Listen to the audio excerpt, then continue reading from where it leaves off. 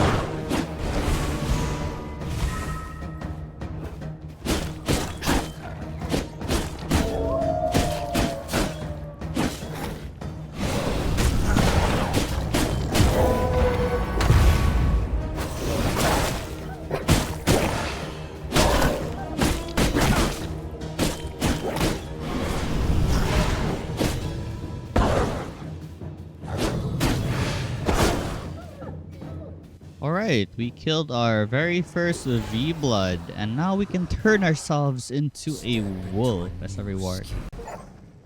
So before returning home, I gathered a bunch of copper ores while on my way. I also raided a bunch more bandit camps so I can get their lovely loot. So they steal from other people and I steal from them. Yeah, stonks. There's a new dominant structure called the Altar of Recollection. What it basically does is reset your skills for you for free. I currently did not use any skill points right now, so this is pretty much useless at the moment. So with the copper smelted in the furnace, I made a bunch of copper weapons. My daily routine as a vampire goes like this. I go and raid bandit camps, get their loots, and then go towards the next V-Blood. And our next V-Blood would be Arrow the Stonebreaker. You're lively for a corpse. Bet you smash up all the same. Ha!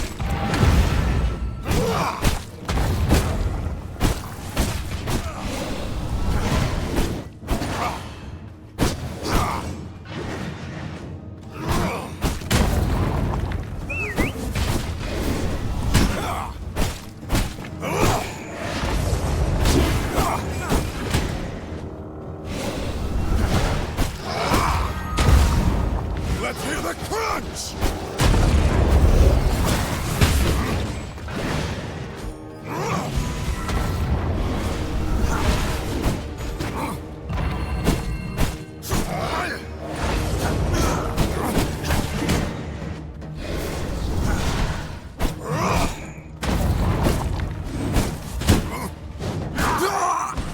By defeating Arrow, I have received my first ever skill point, which is a Chaos skill point.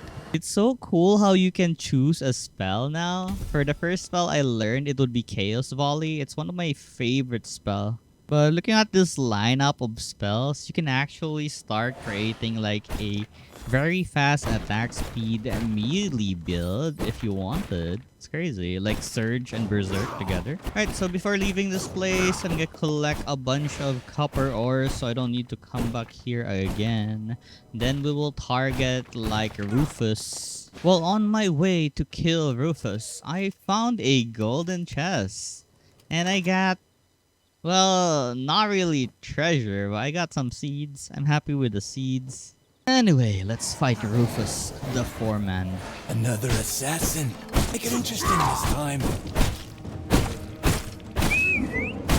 You're dead on your feet. Think you're quick on your feet. I'm gonna call you target practice.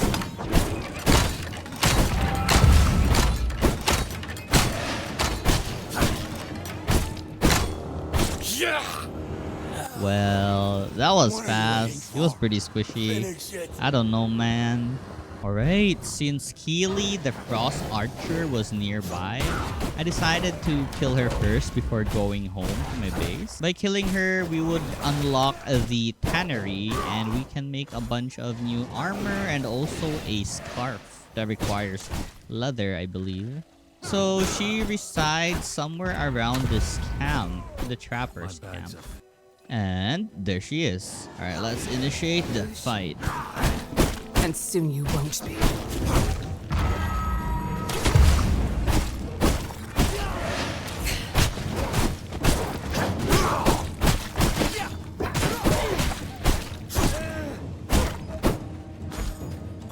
Freeze!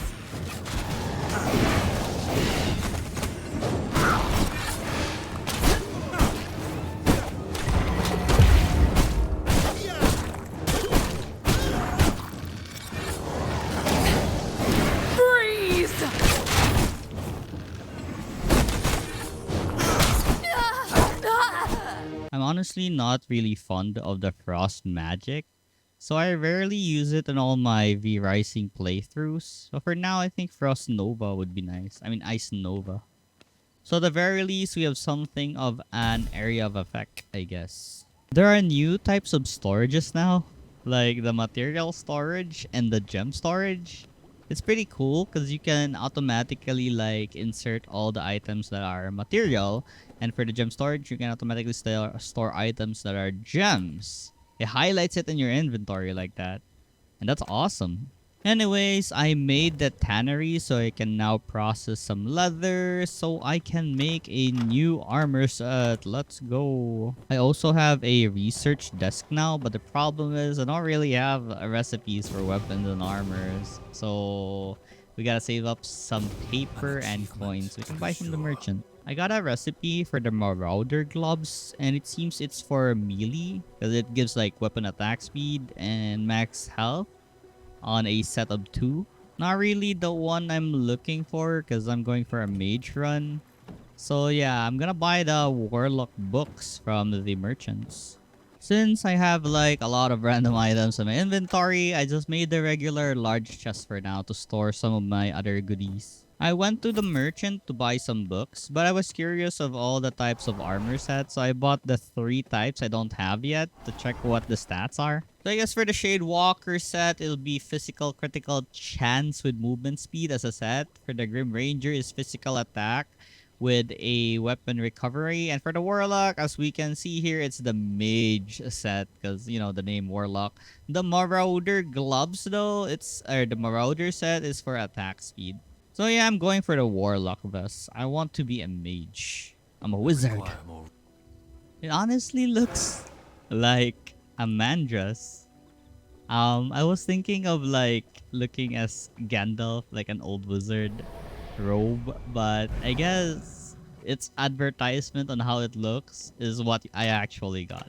While I was on my way to Grayson, the Armourer, I saw Simon Belmont. How do you pronounce his name? Simon? And yeah, I'm not touching that guy. I think he's too strong for me. I'm just waiting for him to go away so I can raid this armory right here. There were honestly a lot of lackeys here to kill before I reached the boss, but I was just happy to get a bunch of loots from them. Alright, so it's now time to fight Grayson, the Armourer. In my camp, not for long.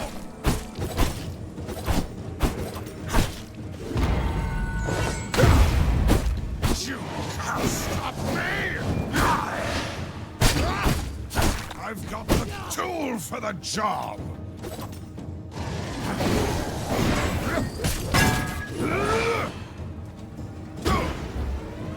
I'll hammer you out!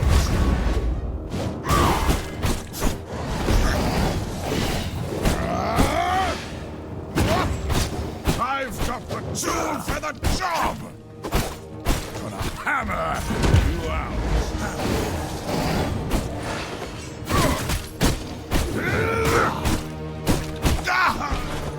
Alright, so we have defeated Grayson, and now we have unlocked the assortment of storage shelves. Let's go. I also got a point in illusion magic, and it's crazy how early we can get the raid spear.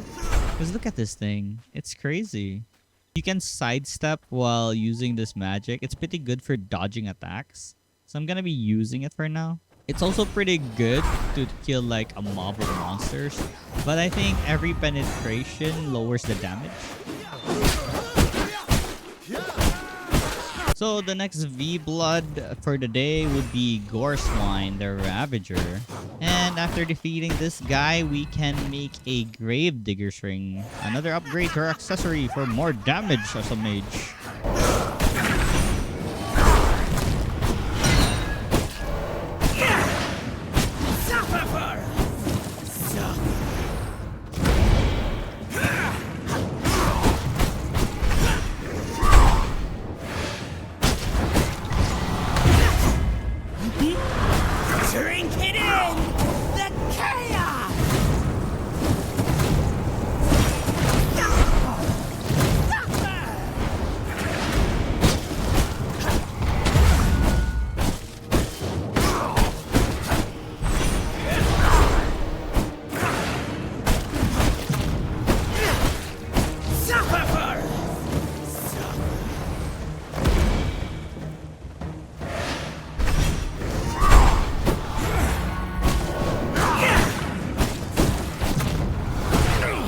Let's go.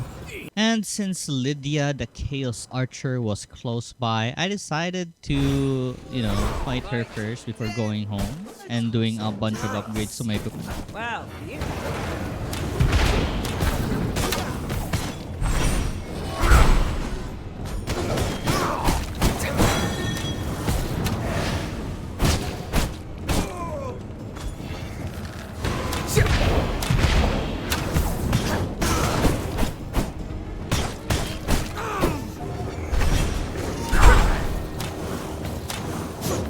think on your feet.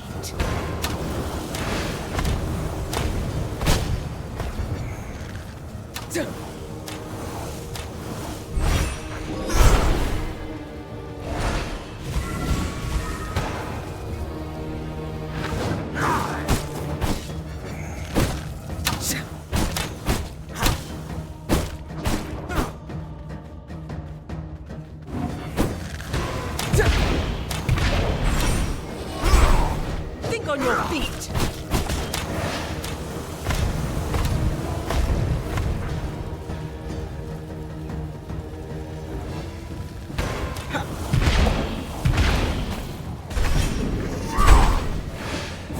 Think on your feet. By defeating Lydia, we now had the ability to make bows, a new weapon in the game, so I'll be trying that out. As well as a leather bag that can increase our inventory slot. As I was on my way home, I found another carriage. But now I'm stronger. Than before that, I was just level 10 and weak. Now, these guys are kinda easy to kill. For the loot of the carriage, it was the same. Kind of like a disappointment.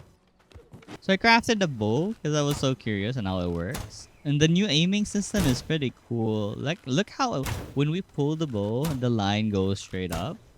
That's awesome. But I guess the main thing would be the attack speed, I guess. But if we have surge, if we increase our attack speed, the bowstring pull is faster. So look at this thing in action. The damage is so-so, I guess. It's not there. I think I need to pull the bow to its maximum length in order to like deal a lot of damage. But yeah, I mean, it's understandable. It's a ranged weapon, but I'd rather like cleave that skeleton's face with my axe. Since I didn't really have the entire set of the Warlock item set recipe, I decided to make the gloves and boots as Marauder gloves and boots. I'll make another Warlock gloves and boots once I get the recipe. So here are the assorted storages that we unlock after defeating Grayson. There's basically one for tailoring, one for alchemy, one for herbs, consumables. I think that's it. That's the 4 of them. Alright, but also knowledge. Well, I'm not sure if I need to use it because most of my papers go to the study immediately or the research table. Since I have a stone grinder now, it was time to improve our base. We can now make like stone walls. I had a quest to build like walls so we can unlock the way gate. So we can teleport anytime in our base. That'd be awesome. So this is my base so far. While everything is processing, I guess for now I'll go on a hunt. For this hunt, Clive, the fire starter, was our next target.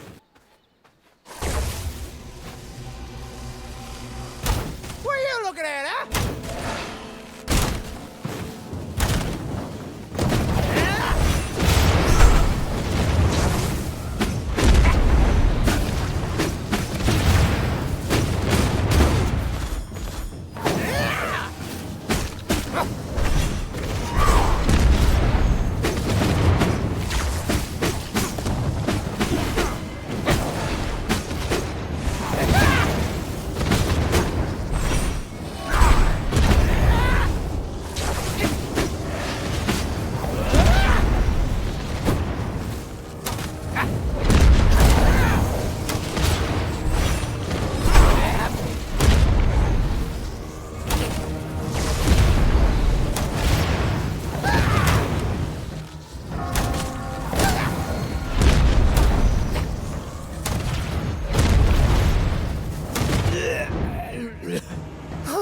Alright, with Clive defeated, we can now make a alchemy station.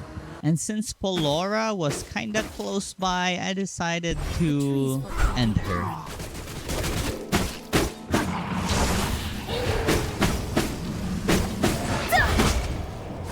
Be gone!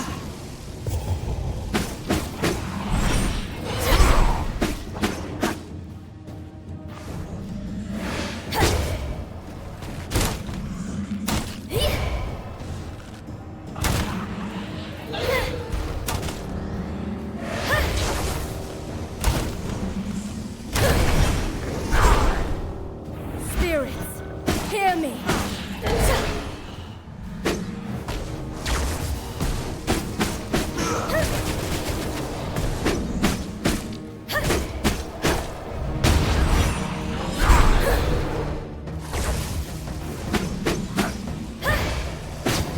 Be gone!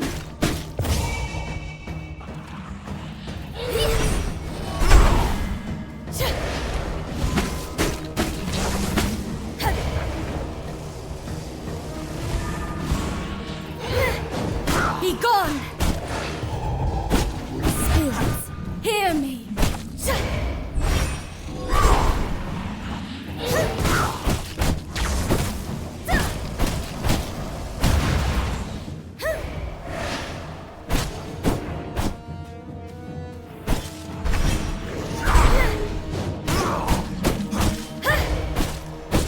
Be gone!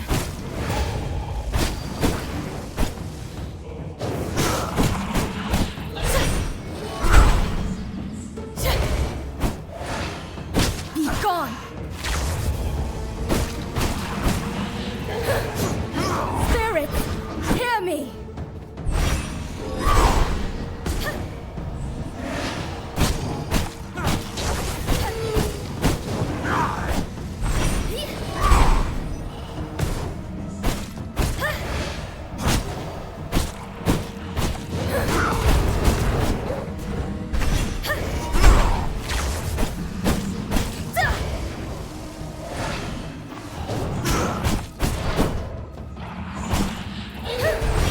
Be gone!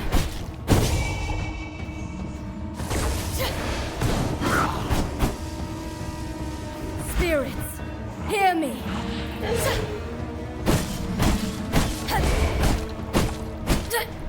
Okay, we have defeated Polora, and we have unlocked the recipes for growing plots. I can now plant the seeds I have looted since day 1. I was making my base, or completing my base, but there was this huge rock I can't destroy unless I have explosives, or I have a bear form. I'd rather get the bear form because I don't want to waste my sulfur. So there's this new V-Blood on 1.0. It's Finn, the fisherman. So we're gonna go and hunt him down. There's also this new area called the Fishing Lake. This is where Finn is. So it's time to initiate the fight. I've been discovered, but you won't take me alive! Your weapons are nothing against my rod! I'm one with the water! I'm gonna blow! My expertise with the rod is unmatched! In the call of the seaman!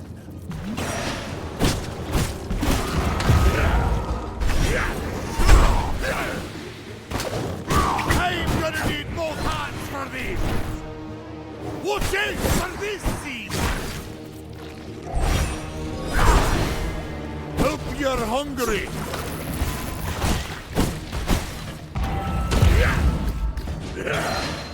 Your weapons are nothing against my rod!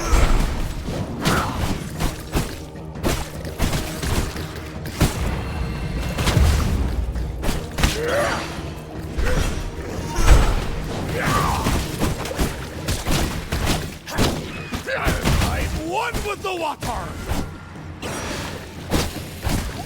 Let me show you the fishing trick! I'm gonna need both hands for this! Honestly, the whole fight felt like another a share. meme. It's so One funny last how he time. just runs and fish, and he like fishes attacks like pufferfish, piranhas, and then the basilisk. Anyhow, with defeating him, we I gain feel an stronger. ice magic point as well as a fishing pole recipe. And since we're close by, let's target the ferocious bear so we can get the bear form and get rid of that giant rock at the base. So we're here at the bear cave now. We're gonna fight Kodia, the ferocious bear.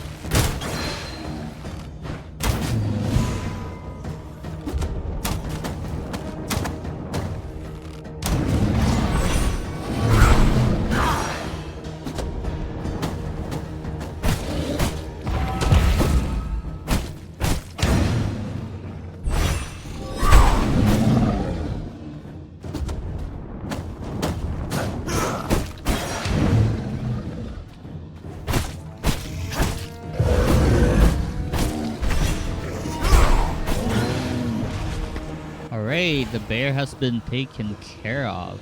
Before going back home, I wanted to see if I can kill Nicholas the Fallen first. So I could have like the paper press. So I can start making paper and research a bunch more stuff. An interruption. A new specimen.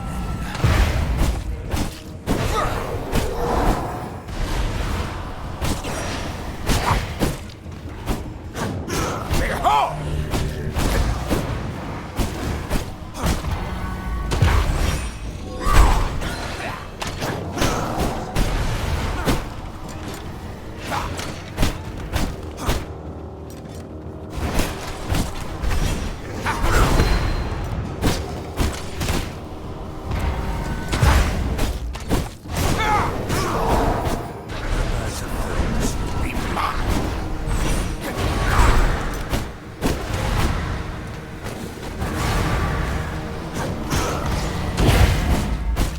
Let's test that meat suit of yours.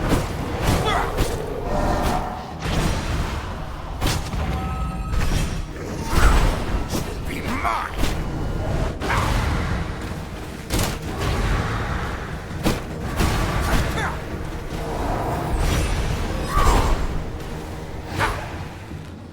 Behold!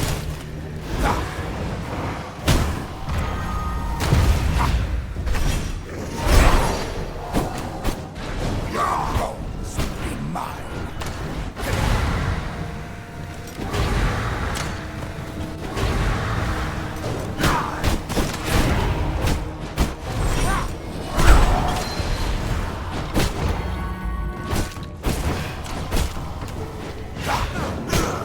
Bones will be mine.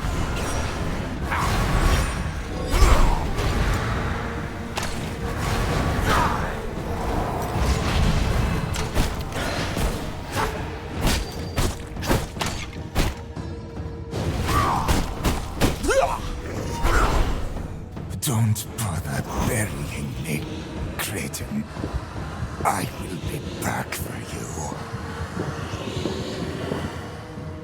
And I have defeated Nicholas. And now we have unlocked the paper press. And we can make a bunch of paper. For the next day, I just worked on my castle. Further expanding it because I needed more space. I was thinking of making areas for like let's say a forge room, a workshop room, a tailor room, and yeah, you name it. So you can get like the bonus benefits from the crafting stations. I never once thought of like making rooms for my stations in V Rising, not until like someone in the comment told me that it's more efficient to have like rooms for certain workstations that would decrease the material costs and increase the speed of crafting items. Right now, I only had the recipe for a forge flooring and a workshop flooring. So the other rooms will have to wait till I get like the flooring recipes. Plan to make this a second floor area into like a giant garden because I have so many seeds, and I'm assuming I'll get a bunch more seeds later on the game as well. So since I don't really have any idea what to do with this floor, it's going to be a garden. I'll be constantly checking this place out. If anything of my plants have grown, they're a really good source of potions and would love to have them. I spent a lot of time working on my base. Base building is not easy, man. It's always just easy to go out and kill monsters, but thinking of how I should lay out my base is pretty time consuming. Alright, I have a new skill that raises the army of the dead, like this, just summoning random skeletons around. As I was on my way to Quincy, the Bandit King, I encountered a carriage, so I had to summon my dead army to help me in this fight.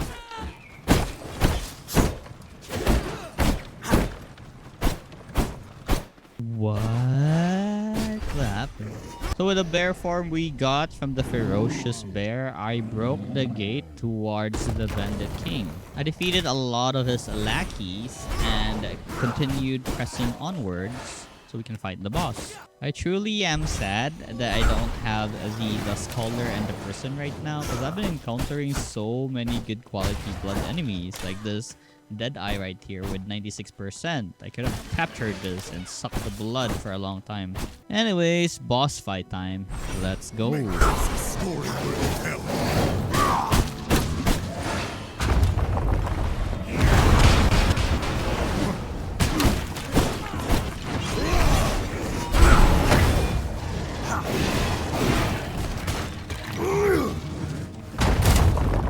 Ride to the challenge.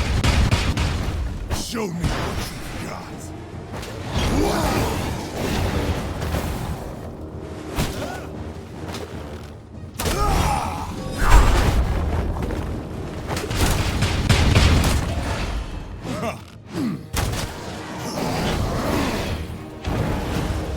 Show me what you've got! Arousing battle!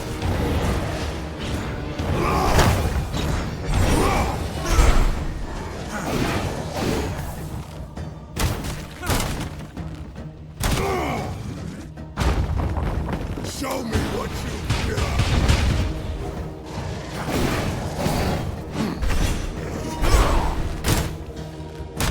No! Defeat. Incredible.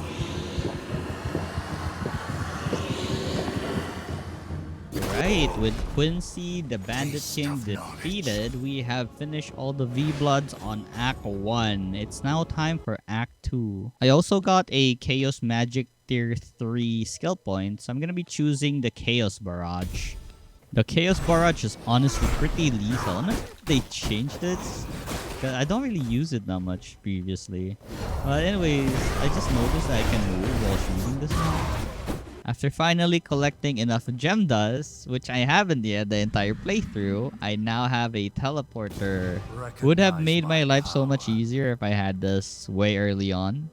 I then decided to expand my castle some more, as I really want more areas for like upcoming stations like the tailoring station. And also something like the library flooring. And most importantly, I guess the prison. I did a bit of decorating inside the castle so it would look more decent. And now I finally have a alchemy station as well.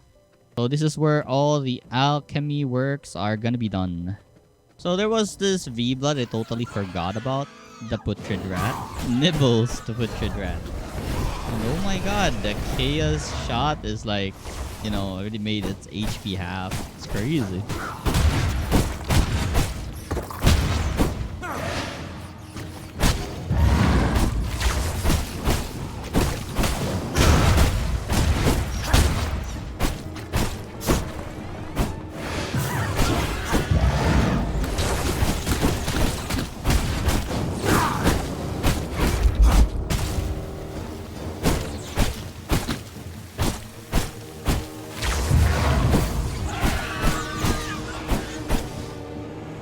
Now we have unlocked the rat form.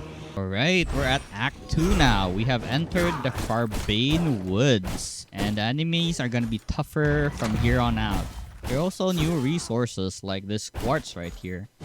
I'll be needing some garlic resistance, so I'll need to think about how to make one soon. There are also horses now, so our mode of transportation will be much faster than before. 10.9 speed, let's go. So for now, I just raided a bunch of army outposts and villages, looting the treasures inside their houses. And currently I'm carrying some silver, but I don't really have any silver resistant potion. But I don't want to waste this coin on my inventory right now. So I have to ride my horse very quick towards the portal and store the silver at home.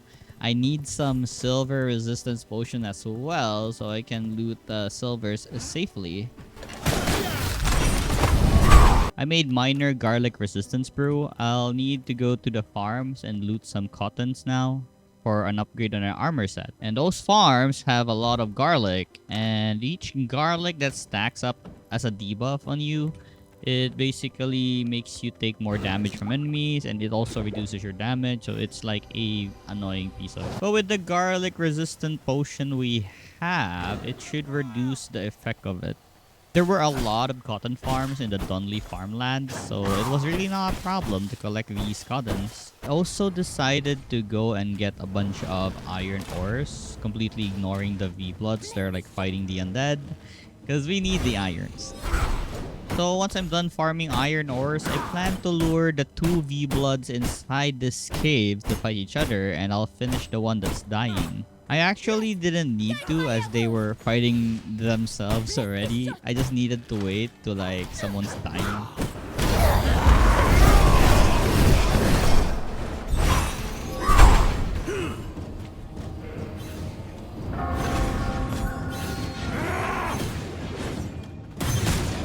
Bless this shot! Why is it so dark?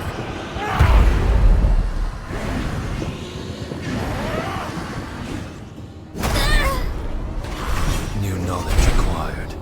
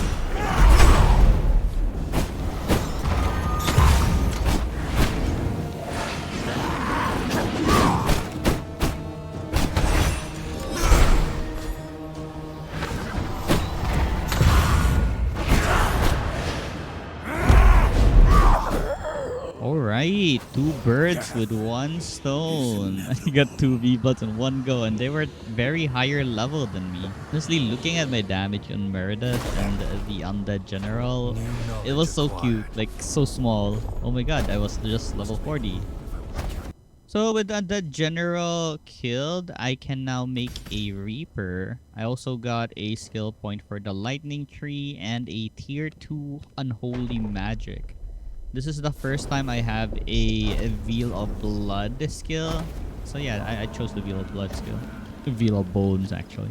And while my iron ores were processing, I decided to go out on a hunt for more items. As well as I'll be heading to the tailor, Beatrice the Tailor V-Blood, so I can make a loom to process the cottons I've been farming. Beatrice isn't really hard to deal with. It's just that the town that she's in is full of random soldiers. So I took care of them first, and there should be no more problem in killing that tailor. So this entire fight is basically just me chasing down Beatrice until she dies.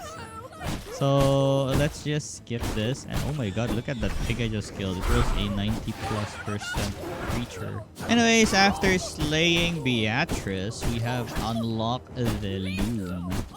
I continued looting the entire town first before going home, so I would be loaded when I get home. With the iron ingots made, I made a smithy. I can now craft the next tier of equipment, so the iron weapons. So for the weapon of choices right now, I chose the longbow and the reaper. It's also finally time to think about making a tailoring room. So I'll be moving all of my tailoring stuff like the tannery and the loom all over there. I still didn't have a tailoring flooring though, but it's always nice to be prepared for when I do have it, when I get the book. So I crafted the entire Hollow Fang set, and now we will have more HP. So with iron weapons and the Hollow Fang set, it was now time to hunt the V-Bloods for Act 2. And our first target would be Christina, the Sun Priestess. I will do as the light demands me.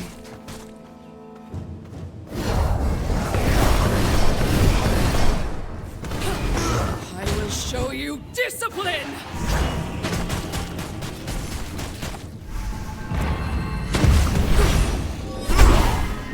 Shining blessings!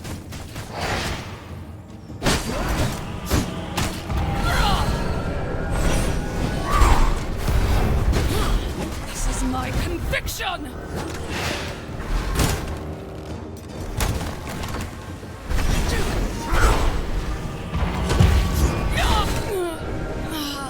I did everything I could. And by defeating Christina, we have unlocked a new recipe for a bag. I don't want to go home just yet. I want to continue my hunt for V-Bloods, because currently I don't really have a gear upgrade unless I get recipes or books containing upgrades for my current gear. So next on the list is Vincent, the Frostbringer. Good luck getting through my shield.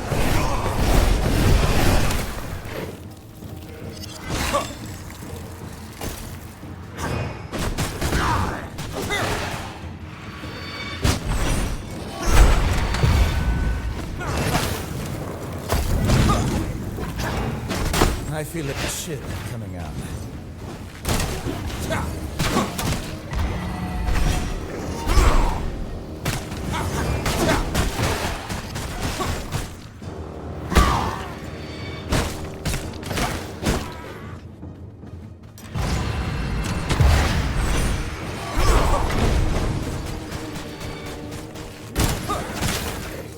I feel a chill coming out.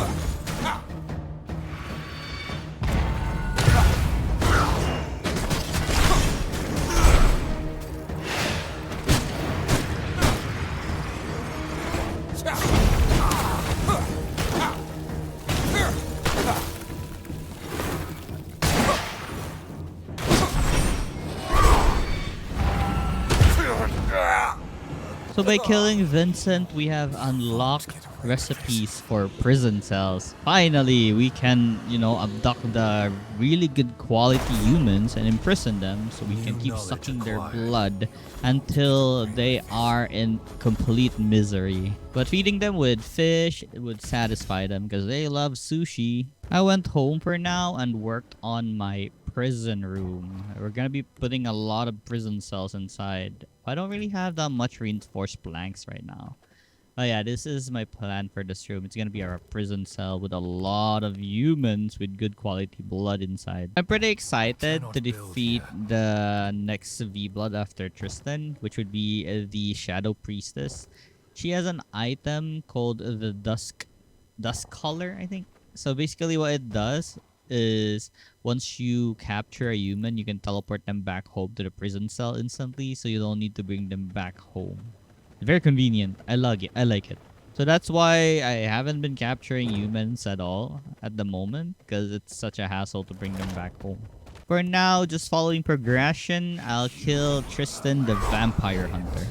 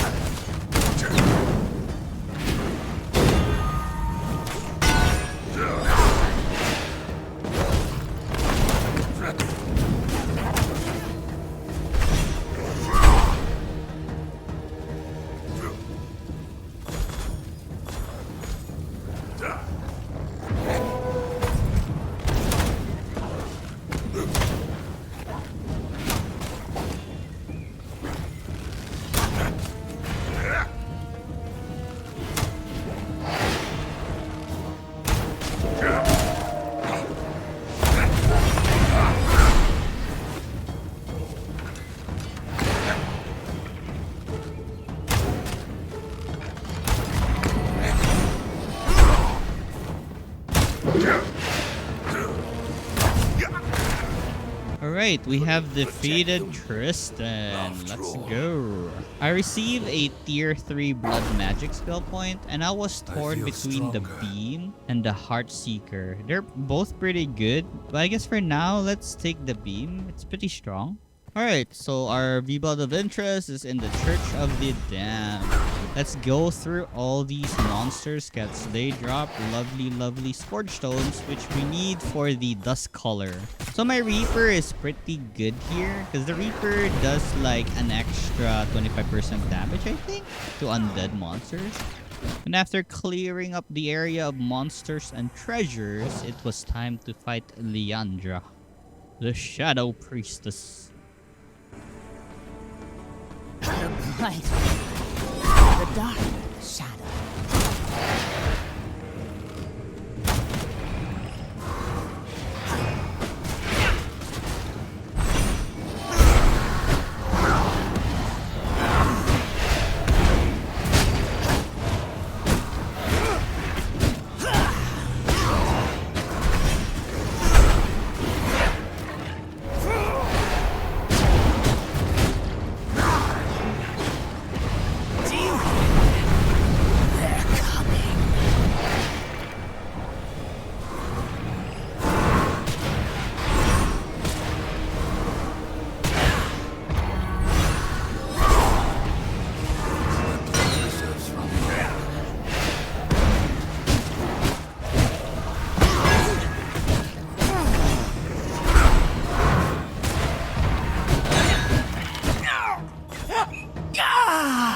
Alright, with Leandra defeated, we have unlocked the ability to make a new necklace as well as Scourge Stones and an artisan table, but the most important one would be the Dusk Color. So of course, I immediately made about 10 because I don't know how many good bloods I'm gonna be encountering in my adventures.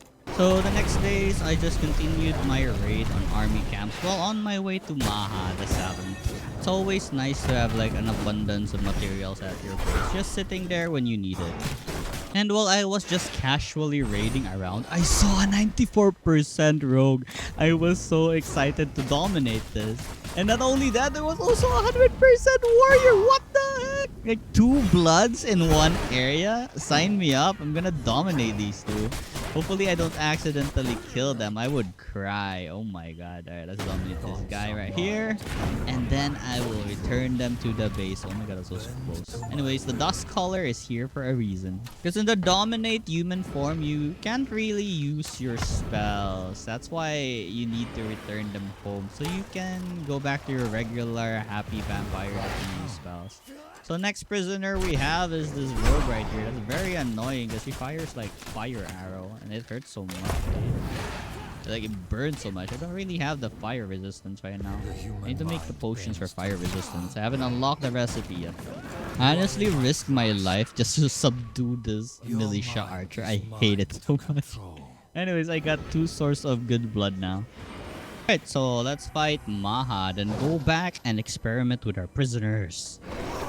Who dares to disturb me? I just like how each boss in this game has an intro. Like they don't attack you for the first 5 seconds or something. And you can just freely burst them to death.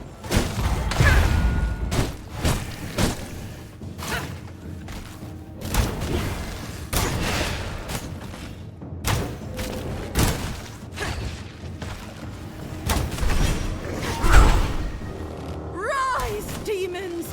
Accept these vessels!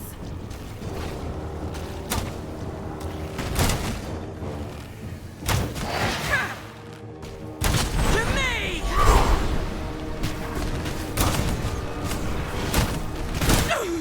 I think it's a safety measure for, let's say, you encounter higher level boss like the vampire hunters. Imagine if they just suddenly whack you, you die instantly. Alright, so with Mahadet, we have unlocked the study. We can now research our new books and use scrolls to unlock new recipes. So we have unlocked like a free, how do you call this? Custom armors. For now, I need to tap the blood of any random prisoner just so I can unlock the prisoner flooring. So yeah, let's do this. I have a lot of rainbow fishes on my inventory anyway, so it doesn't really matter. And with this, I now have a prison room, an actual prison room that reduces the damage taken when extracting blood from prisoners. So I now have finished researching everything I had for the research desk. The next goal would be to get all the recipes on the study. So it's gonna take a while because it needs scrolls. So I crafted the cosmetic armor set. I just wanted to see how it looks like. And it looks kinda good actually. But I think I need to change the color in this so it looks like it's more noticeable than all dark. Now, we're gonna hunt in style. It's just that our cape looks ragged. We need a better cape. I decided to make a second floor as I didn't have enough room on the first floor to make a jewel crafting station. So our second floor will be dedicated to just one small area for jewel crafting. And I crafted myself a scourge stone pendant, which I'm gonna upgrade to a pendant of the sorcerer once I have glass.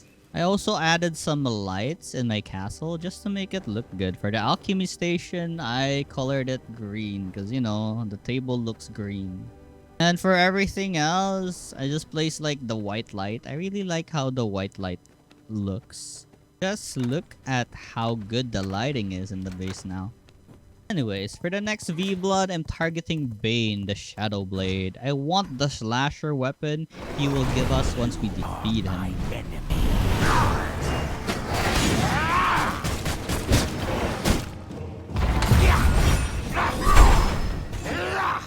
Into the dark.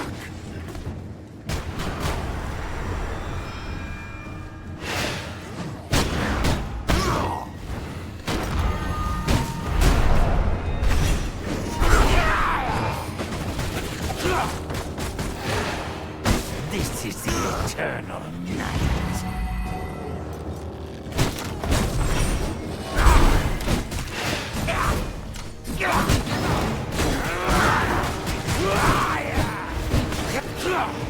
Look twice.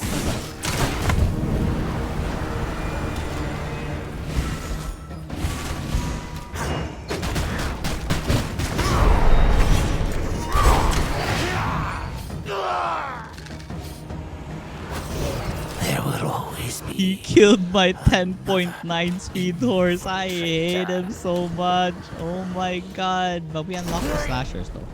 Also the human core, meaning we can go and visit the merchant site at the Dunley Farmlands and buy books. I love the slashers, and as a mage, I really appreciate the slashers. Because with the slasher's ability, you can hide like an assassin, a cloak ability or invisible cloak ability. And you also have your Q, which can make you invulnerable while doing the skill, I guess, and dodge certain skills. So it's a really good weapon for me, especially when I just want to throw chaos volleys or spells at an enemy's face. If you remember, that boss earlier killed our horse, so I tried looking for a good one, but nothing will be as good as the 10.9 horse we had earlier. I did found a 9.8 one though. I went to the quartz quarry because this is where the next V-Blood we want to target is. And look how great the AoEs I have right now. I'm demolishing all these mobs, so I got interrupted by an explosion. I hate it. But anyway, you still see how good the blood beam is. Alright, it's time to fight Grethel, the glass blower. You just made a big mistake.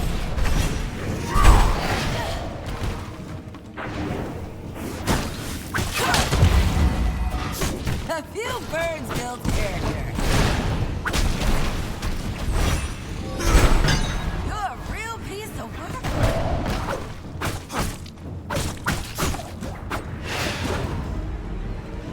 Watch for broken glass.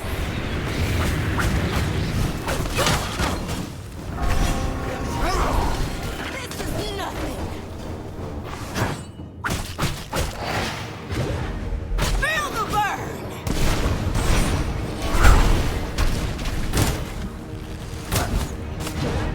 Impressed?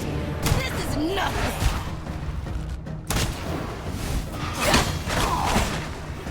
What's a little cut?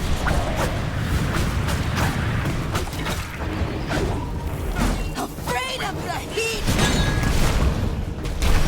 These arms aren't just for crafting.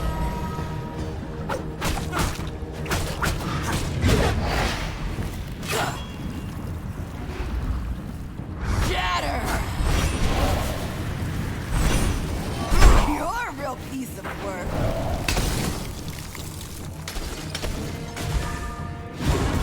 Let's melt you down.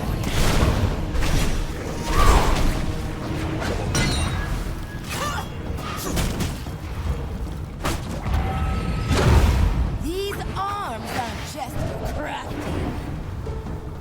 Ah! Alright, by killing Grethel, we have unlocked a glass. I will live As well as forever. the recipe for some blood rose potions. So we have an improvement on our potion.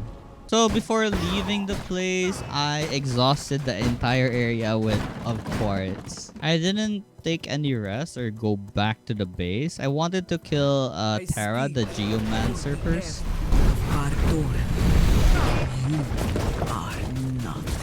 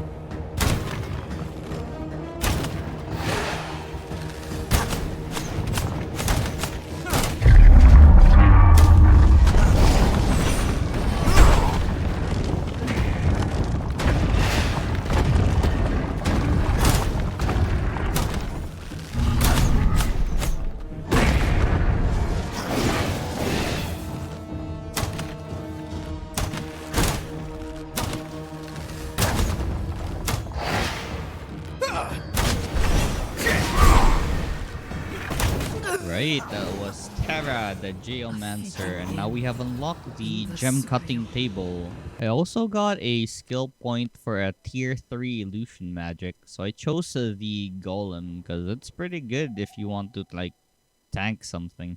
It's a spectral guardian. I then visited the book merchant to see if there's any good books. I bought the Merciless Iron Reaper and Slashers, as well as the library flooring, because I needed that to make more scrolls and I want the cost to be less than like 25%. I wasn't planning on destroying this place, but I noticed that there was a very good quality rogue blood. A 96% rogue blood. So yeah, I'm gonna take her as prisoner.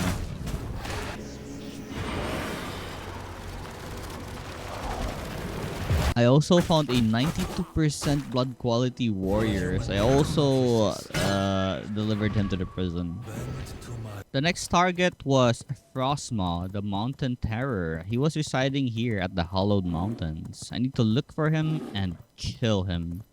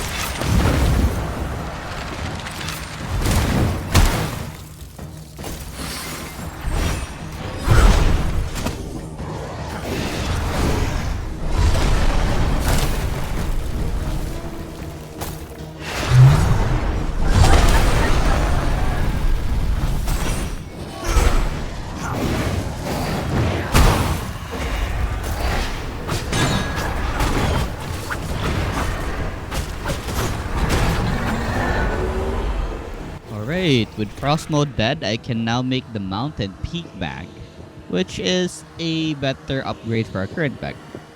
I decided to go to the new area on the 1.0 update. There were a bunch of new looking enemies here called the Draculans. And wow, this place it looks actually menacing. I'm kinda scared here. As menacing as they look, they weren't really that strong. They're just right, I guess. There were a lot of them though. Like, you can see a lot of enemies just gathered here. Like, this place is surrounded with enemies and oh my god. So the next V-Blood of interest was here. She's called the General Elena, the Hollow. So we'll have to look for her and see how strong it is. Enemies of Dracula will be punished. Feel the chill!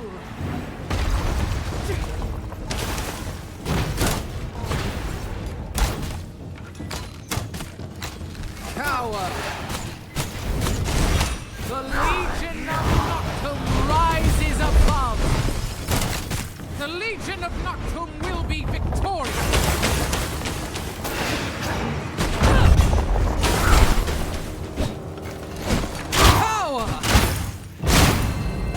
Father bends to my master's will!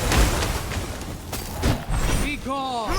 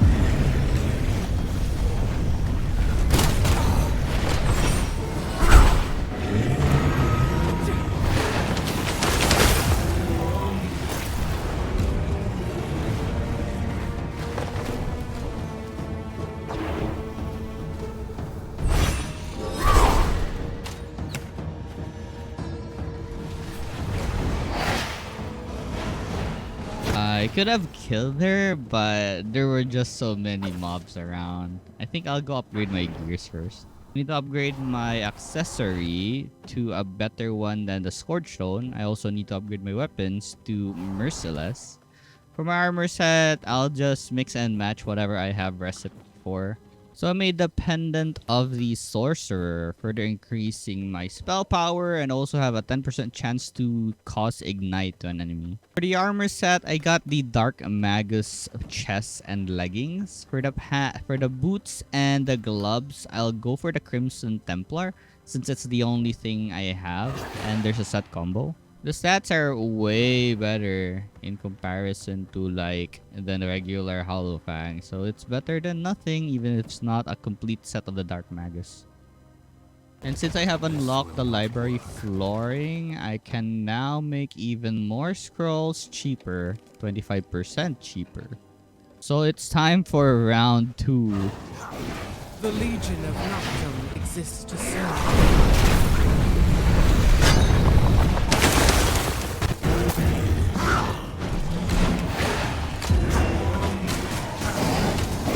Stay beneath us where you belong.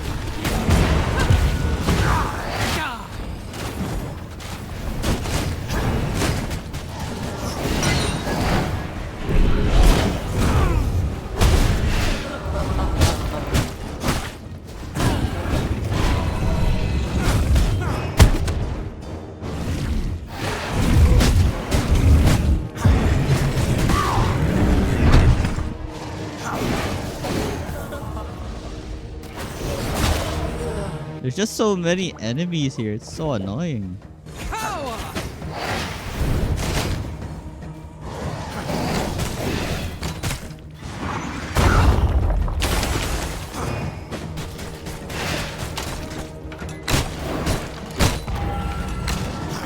Suffer that my master demands perfection, and so he will have border on bend to my master's.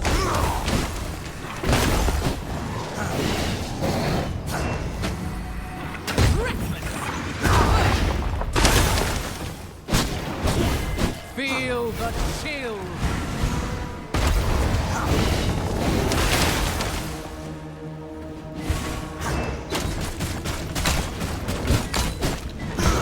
The Legion of Noctum rises above.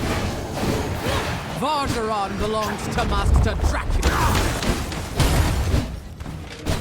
Feel the chill.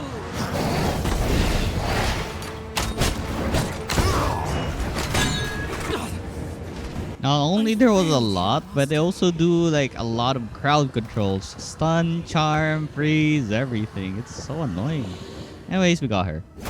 So by defeating her, we got the Altar of Stygian Awakening. What this basically does is if we get like Stygian shards from defeating monsters of Morstrum, we can unlock some passives that will increase our power. There also was another V-Blood of interest just close by, so I decided to defeat him before going home. He was General Cassius, the Betrayer. And let's see how strong this guy is. Nightfall edge calls for your neck. Let us begin.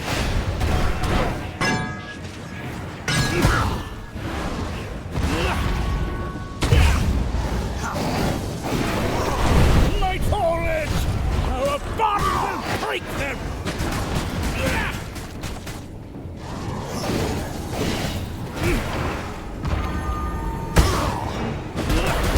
Come to us, soldiers of death!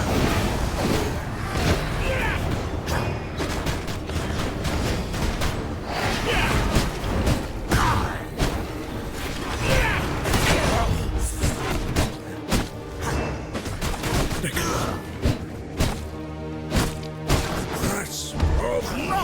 This power was granted to us by the true king!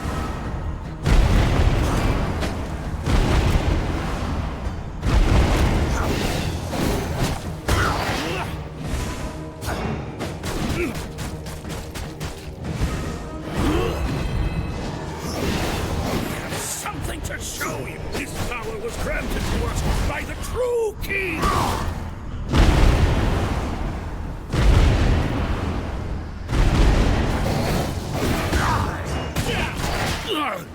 So by defeating him, we got the Stygian Summoning Circle and a Vampiric Brew. Another addition to our potions. God dang, we're gonna get stronger with this buff. I decided to check the Ruins of Mortium a lot because I was looking if there are like treasure chests, but there doesn't seem to be any treasures of interest here. They're just a bunch of monsters. Also, I was looking for a new flower. And these flowers are the pink looking ones we see on the field. It's called the Bleeding Heart. And this is the one that is needed to make the Vampiric Brew. So what it does is 10% in spell leech and the blood type efficiency by 5%. That's kinda crazy. In addition to our stacks and stacks of potion we have. Alright, so for the next V-Blood, we got Jade the Vampire Hunter. I'll bet your head's beyond. Thanks in advance.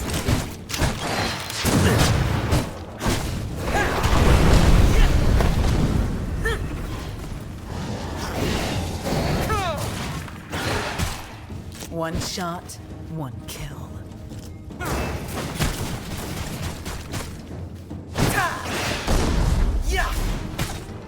One shot, one kill.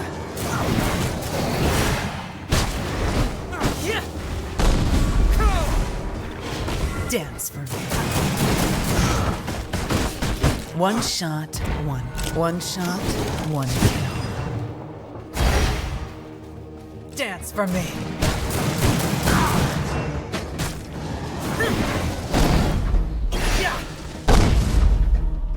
You're done. Dance for me. Not. And now we have unlocked the recipe for pistols. There's also something new called the Advanced Blood Press. Dang. And also a Blood Primal Essence. The Advanced Blood Press was huge. And it needed to be in the Alchemy Lab flooring. So I moved it to my Alchemy Lab. So for maximum efficiency. I also made the Stygian Circle because I wanted to see what it would summon. And it can summon like monsters that drop study books. That's crazy. Like, look at this. It yields like at least 2 books and great amount of paper and scroll. And for the other one would be scroll and schematics. This is actually really nice if we want to farm books. Look at the amount of potion buffs I have now. I just go through all of these and store it in my small consumable storage. So each time I need to buff up, just go here. It's like worth 1 hour for everything. My garden has a variety of seeds now, so I can just take some and make more potions. So the next target was Erasial, the Shepherd. So I made sure to drink a holy potion. A holy resistant potion earlier. So yeah, let's begin the fight with Erasial. I was also hoping that I could find a good quality Scholar Blood here, but there was nothing out of these nuns.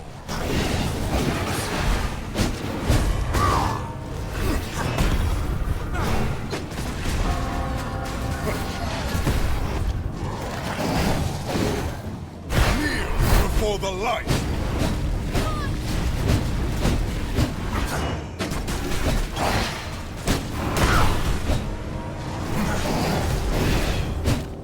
Find repentance in death!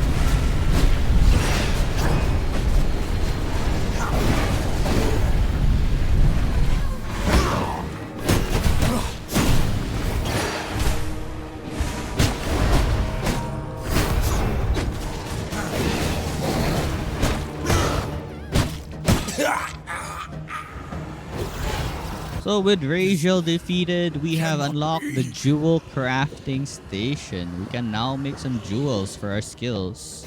I upgraded my Castle Heart to level 3. And now I received the recipe for the Eye of Mortium. Mortium? How do you pronounce this? Mortium. And now with the Eye of Mortium, it will show me when our rift will occur. So it will be starting in 14 minutes. I'll make sure to attend one because I want to get those fragments. And I want to see what else I can get from this rift. So if you remembered when I told you I made a second floor, it was for the gem artisan room. I'm totally not sure what the flooring was called. But anyways, this is for gems. It's timely time to raid the Bastion of Dunley and defeat Octavian, the militia captain. I killed all the potential backups first because I wouldn't want random enemies joining the fight. I'd hate that. I then engaged in combat, wielding the army of the dead.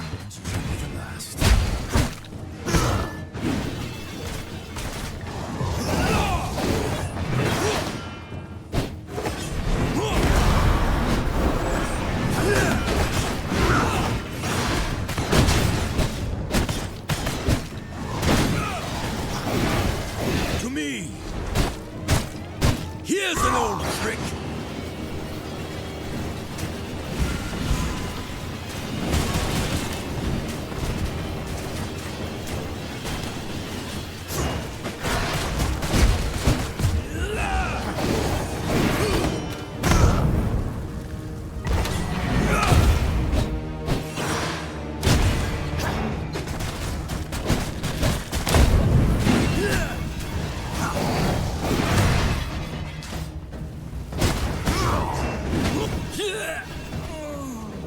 We had a good run. Army of the Dead is very useful in distracting the enemy and targeting them instead of me. So I can freely do whatever I want and, you know, burst the enemy to death. I then visited the merchants section of the Dunley Farmlands and check if there's any interesting book I need. I didn't really have a lot of money though, so I can't really buy much. I just decided to buy some fish, but I never knew that fish weren't needed to craft potions late game anymore. Because before, you needed the fierce stinger fish in order to craft a certain potion at the higher end, but they changed the recipe now. So I went back to the ruins of Mortium as I wanted to see what the Rift Incursion looks like or what the rewards were. So inside these city-looking places, there were like summoners and there's like a streak of black thing leading you to where you should be going and what you should be defeating. So it's basically like waves of monsters you need to defeat in order to proceed, I guess, with the Rift. Once the monsters are defeated, it will break into shards. So I need to do this twice before we fight the boss of this Rift. So the boss is called a Lesser Blood Soul, and it's randomized through the Lesser V-Bloods, I guess. Act 1 V-Bloods, I assume. And from the skill it exhibits, this is Quincy, the Bandit King. They're way stronger than the weak counterpart, and they have more skills than normally.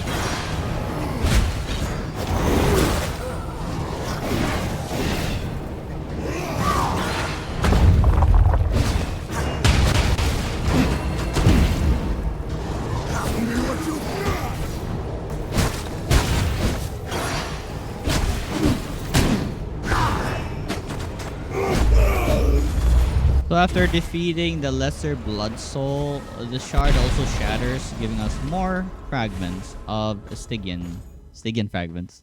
Stygian shards. Also gave us a fragment of a weapon that will need an ancestral forge to fix or make.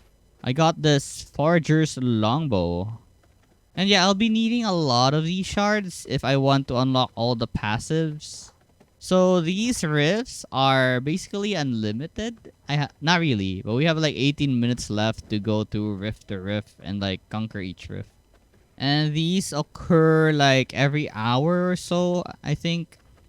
It's my server settings. So the next boss I fought was, I think, Lydia, the Chaos Archer.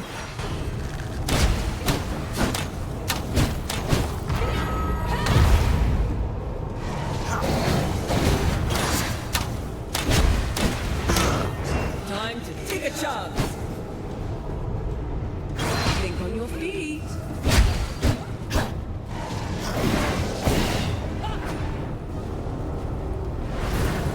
Time.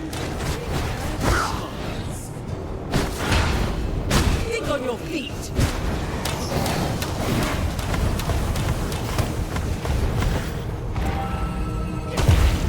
Time to take a chance.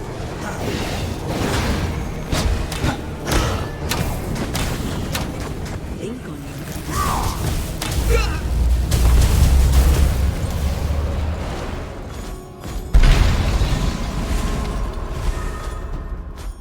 So anyways, that's basically the rift.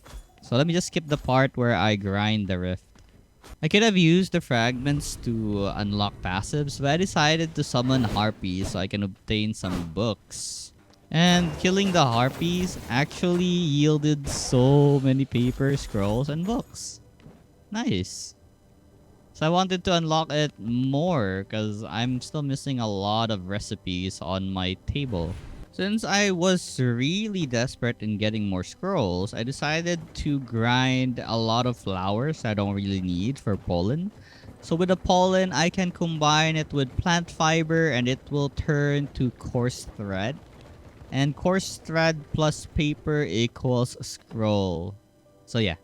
Anyways, with Octavian defeated, we can now explore the area of Gloom Root.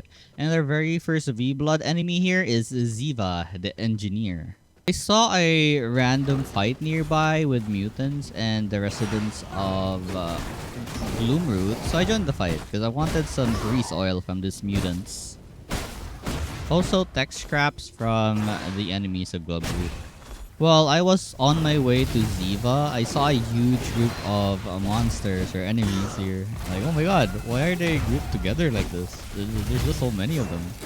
But it'll be a good source of loot, of course. So on my way, I saw 100% rogue. I'm definitely getting this guy to my prison. It's gonna be a good blood source. The struggle was honestly real since there were so many enemies. I don't know, did they increase the amount of mobs in this game? I did my best though, even if I was surrounded, until eventually we captured him and go to prison. Yes. 100% rogue blood, let's go. The only thing missing is 100% scholar blood. I would love a scholar blood. So here we are. We're gonna fight Ziva, the engineer. Don't go down too fast on me. Yeah. Let's try this one out.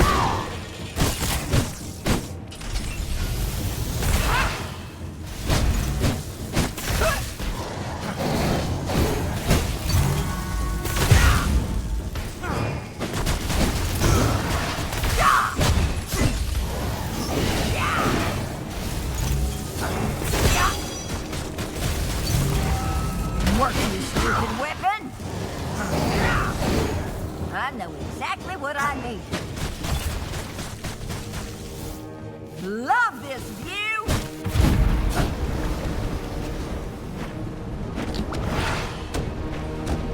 Get over here and help!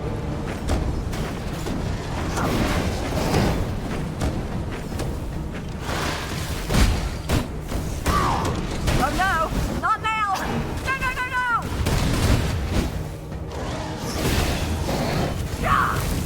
Now this is fun!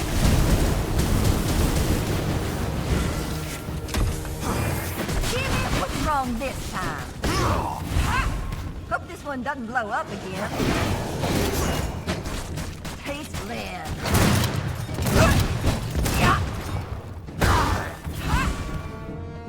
This is the part where you run.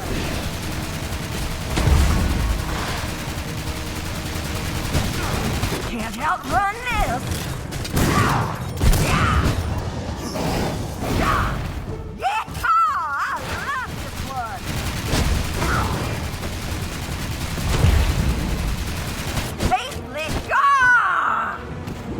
results. In Alright, with Ziva defeated, we can now make some radium alloy. Because we can now make the sledge-filled canister with a fabricator.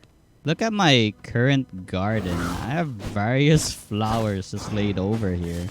So this will continue expanding if I continue playing. I expanded my second floor, but I don't really know what I will put here. I just decided to expand it since I had the materials anyways. It's very spacious, but I don't really have anything I want to build right now. So the passives I was talking about was this, the Altar of the Stygian Awakening. So I needed some shards in order to unlock passive abilities. And they're pretty strong, considering that it's a passive ability. Just look at all of these. So I need to farm some shards just to get all of these. So I placed the fabricator inside my forge area and I made some sludge-filled canister. It's not a empty canister anymore. It's a sludge-filled canister. So we don't need to go back to Gloomwood just to fill the canister with sludge. So with this and some sulfur and tech scraps, I can finally make some radium alloy. And with the radium alloy, I can make the ancestral forge. I can now make the blue items. It needs to be in the forge flooring and I need to expand my forge because there's no more space inside here. I don't know where to place this. So I renovated the area and increased it by 2 floors. And now it looks very spacious and looks nice. So the next target was Domina, the Blade Dancer.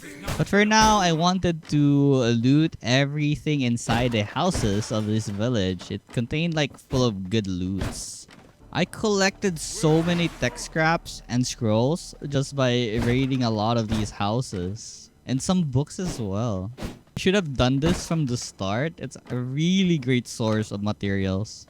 Anyhow, once I was done, it was time to fight Domina, the Blade Dancer.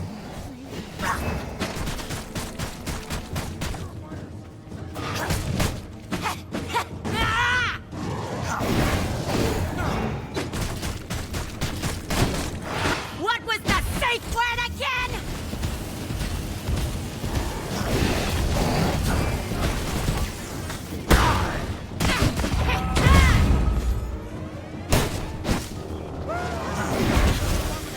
Stings a bit. I like it.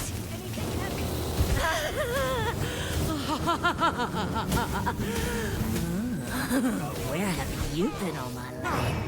Come, sit, stay, aim.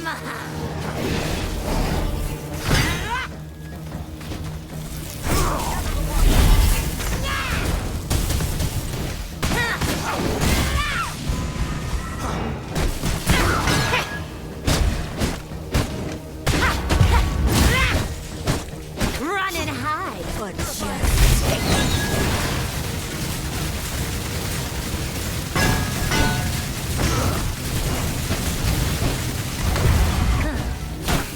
you're all mine.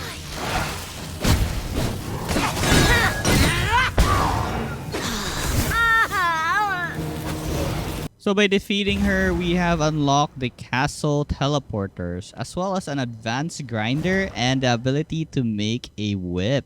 Let's go. We can now try out the whip.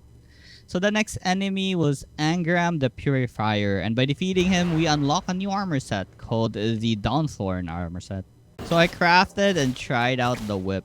It looks really strong, but I didn't like the E ability. It's basically just a snare that deals like 100% physical damage. It's not really good for bursting a boss, and I think it's good for PvP, but I don't think it's good for PvE.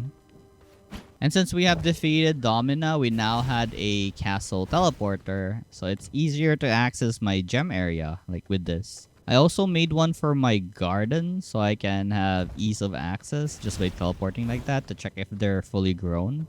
I then made the advanced grinders, and oh my god, they're huge. Like, wow.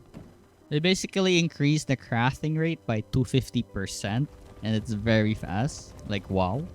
It was now time to fight Angram the Purifier. Let's go initiate a fight with this guy. It would be nice to lure these mutants to fight him though.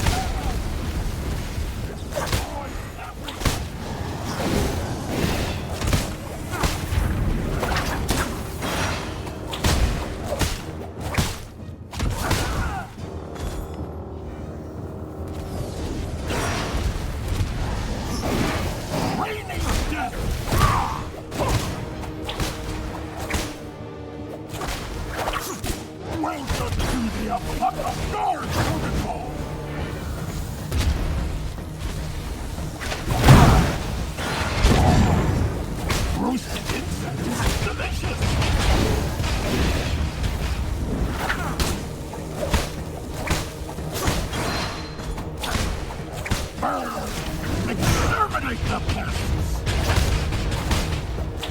Die! Die! Protect the weak flesh! Die, die, die, die!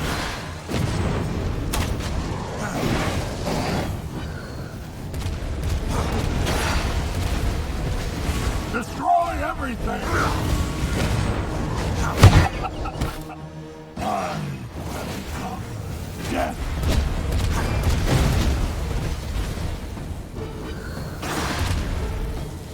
Raining death! Fall away! Purge it all! Purge it all! A target! I will destroy it! Protect the weak flesh! There will be nothing left! That was honestly pretty close. Anyways, we have defeated Angram, and now we unlock the ability to make some Dawnborn equipments. But first, we'll need to explore the forest. Wandering Forest? I forgot what it's called. Anyways, we need to defeat the Wanderer first, so we don't get lost in the forest, because there's the Curse of the Forest, and it's called the Cursed Forest. Anyways, with the cape, we should be safe from the curse. So yeah, our very first target would be the Wanderer. Since the rift started, I decided to farm the rift first. I wanted to get a bunch of shards so I can get some passive abilities. Look at how strong Keely is. Keely the Frost Archer as a lesser blood soul. So basically the brutal difficulty Keely. I plan to play the brutal difficulty once I finish the standard one. The standard one seems pretty easy. Like, I never really lost any fights that much. I mostly live on my fights with the V-Bucks. So I guess brutal would mean I would cry and suffer and quit the game. Jesus Christ, this Keely is so strong.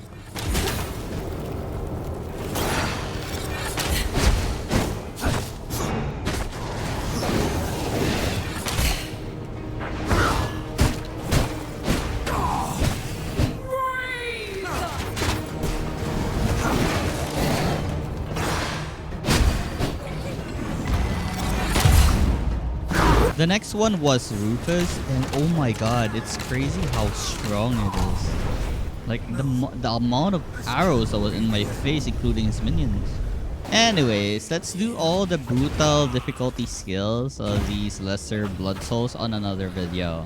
So let me just skip the part where I grinded for shards, because it's gonna take a while. My RNG was really bad, as I couldn't get any Ancestral Reaper. So I decided to just buy one with the shards I have obtained recently. And yeah, I could have went to the passives, but I decided to just buy the shard because I really wanted an improved weapon. So I made the finishing curve. It had like movement speed and spell life leech, pretty good, and the damage is decent as well. And since I had the ancestral slashers, I also made one. For the passives, I only could afford 2 of them, so I got the Chaos Kindling and Blood Spray. It was time to go back to our main agenda. That would be to find the Wanderer so we can make the cape that would prevent the curse from building up. I made sure to put a waypoint to a portal so I don't get lost if I get like 100% on curse on the forest. And just like Beatrice, the tailor, the Wanderer is one annoying person to fight. He just walks around the forest, entangling you, sometimes hitting you and ensnaring you. But they usually leave with the attacking to the monsters or the enemies nearby. But this time, I will not let him get his way. Actually, he's still entangled. We'll be there soon. Ready here now.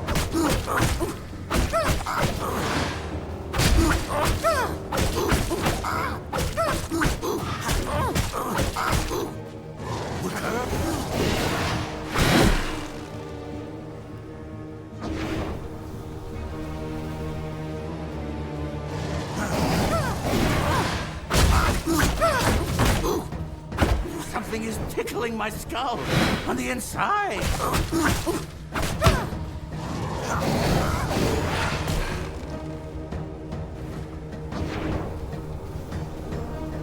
I can hear the forest talking to me. Okay, we have defeated him. Thank God there were not much monsters around. So I made the Shroud of the Forest, and the only thing left now is to kill the giant spider bee blood so we can craft some silk. And with the fire resistance brew and the Wrangler's potion, the amount of buffs I have now is so many that there's like 2 areas now for my buff display. This is basically my buffing station, and it's so nice that whenever you drink something like your buff potion, it would return the empty glass or the empty skin, leather skin. Anyhow, I continued my adventures to the spider cave where I need to collect some silk. And honestly, these spiders are really tanky, and dang, I really hate the sunlight. That's why I don't go out of the bed or something. It's honestly so fun, like killing a group of monsters in this game. I regret not getting the Void Chaos skill, which has like a really good AoE. So after going through the cave, defeating a bunch of spiders, even like the Brood Mothers, I finally reach Ongora.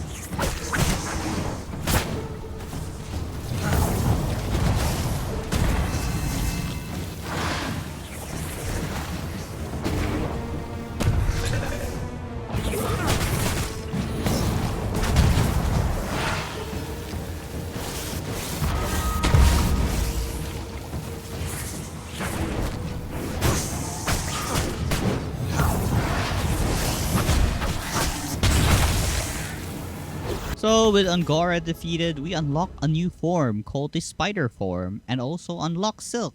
I never really tried the spider form, but I know it's pretty good when you want to go AFK around the world because you can just dug underground and no one would be able to touch you, as well as the sun won't be able to hit you. Anyways, before going home and crafting a new armor set, I decided to defeat Falrot, the Soul Taker, first in this village in the Cursed Forest full of ghosts.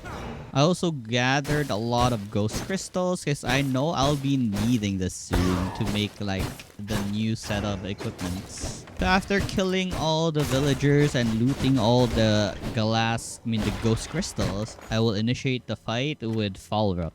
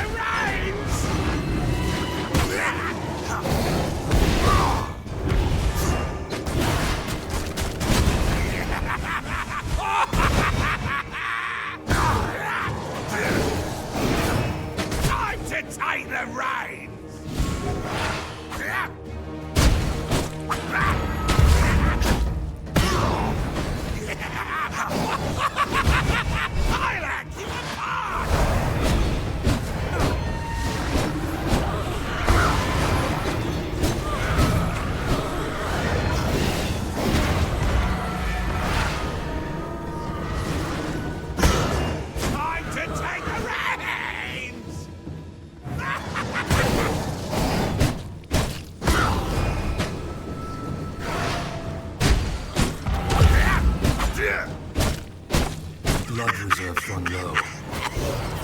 See you there. So with Falrot defeated, we can now make some spectral dust. So with some ghost crystals and scorch stones, I made a bunch of spectral dust because we'll be needing it later. Right, so there's about 3 more V-Bloods, then we'll finish Act 3 and go on to Act 4. I checked out my prisoners and got some of their blood. I mostly focus on just drinking the 100% blood, but eventually they'll die to misery because I'm running out of rainbow fish. And while my silk were processing, I decided to head out and fight the next V-Blood, which would be Albert, the Duke of Balaton.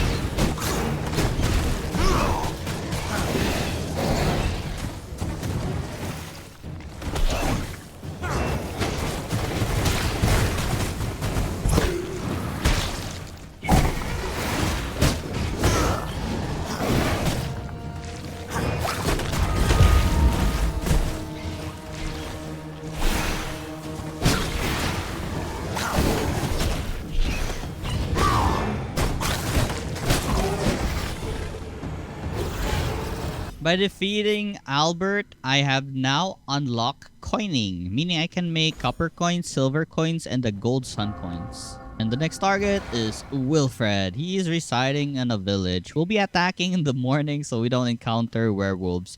Because this village elder is a werewolf. And the other villagers that resides in the village. So as you can see, it's crazy how high the level of these villagers are.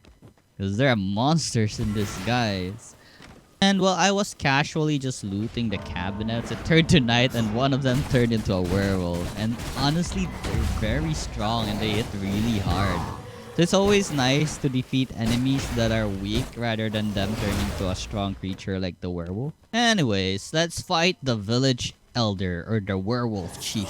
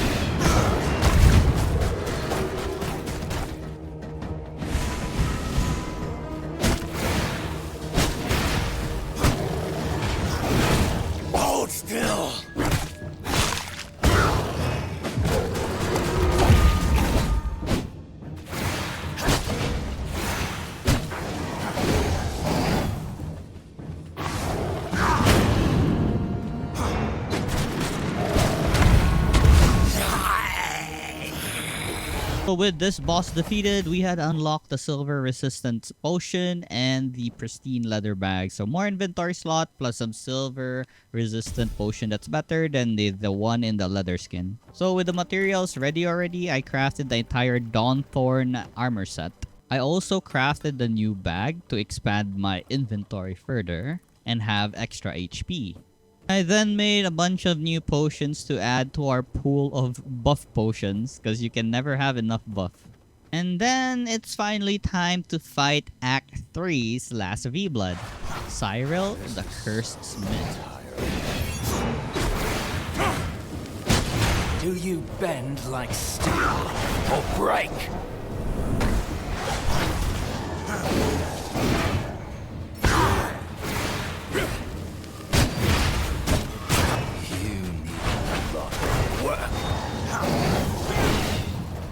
Do you bend like steel or break? Let me hammer out the kicks. Join the eternal battle.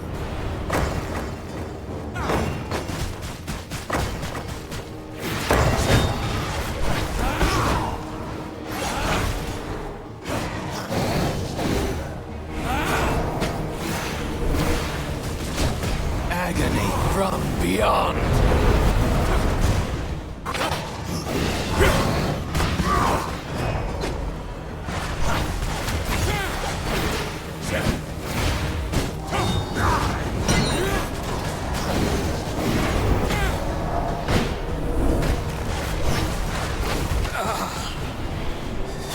Alright, we have defeated Cyril.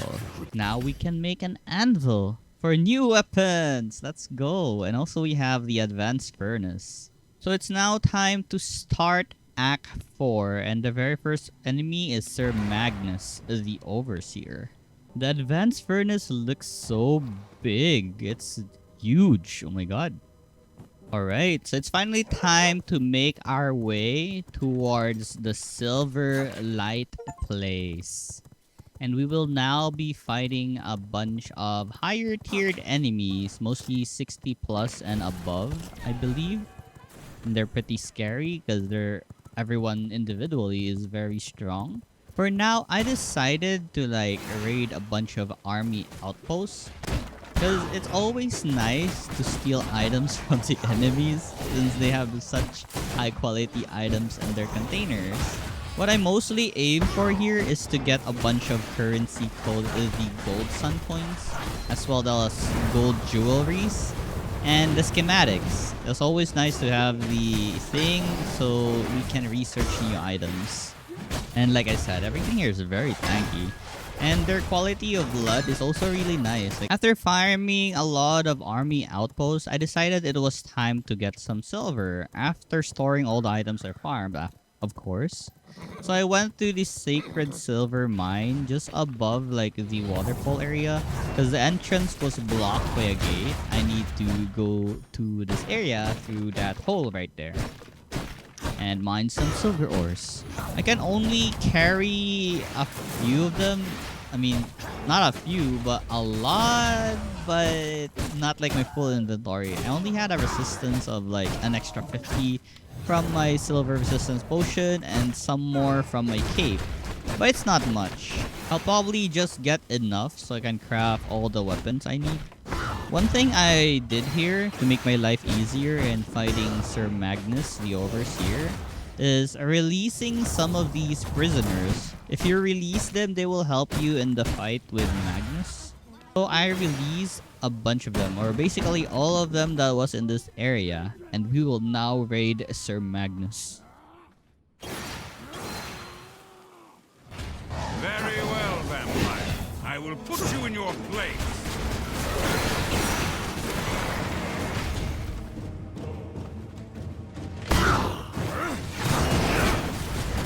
I hope you get the point! A cold end for a monster like you. Watch your step!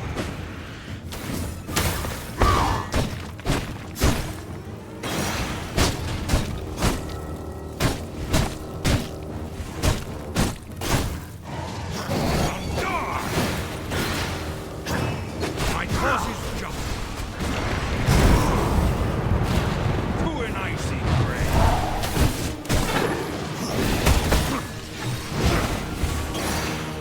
Have at you!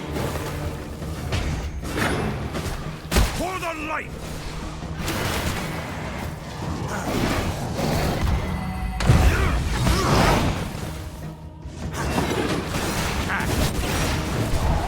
Taste my silver! For the light! The Church of Lum. So I hurriedly went home because the silver was killing me. By this, I mean the excess silver that I had. While I was on my way to farm more army outposts, I saw a carriage.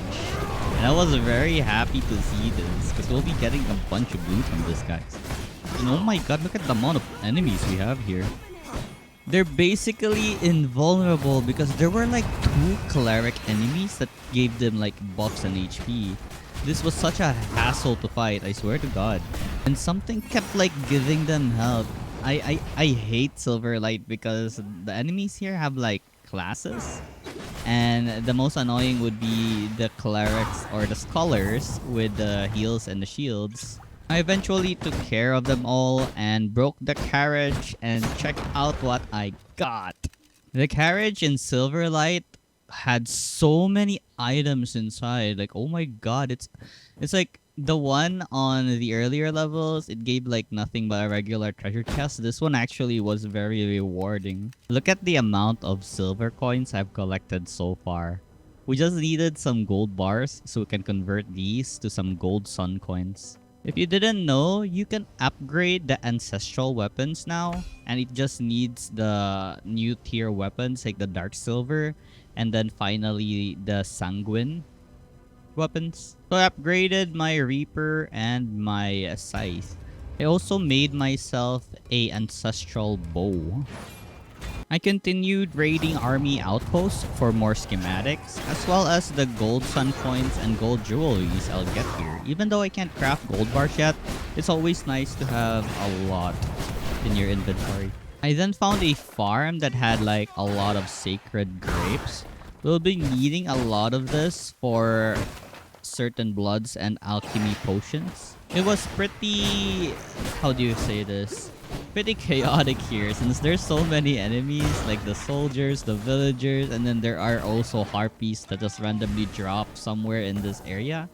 We were trying to go to the next V-Blood of interest, which would be Baron du Bochen, the sommelier. So after killing everything and harvesting all the grapes that I could see in this farm, it was time to fight the V-Blood. But of course, let's heal up first. So again.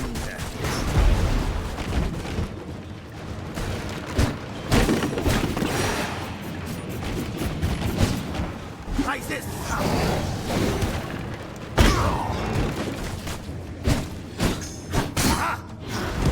Have a taste. Bottoms up. Stop trying to hit me and just hit me. Hogarth! How's this for flavor? A toast to you. This is your last. Don't wash the mouth. Wash the hands. How's this for flavor? Oh, yeah.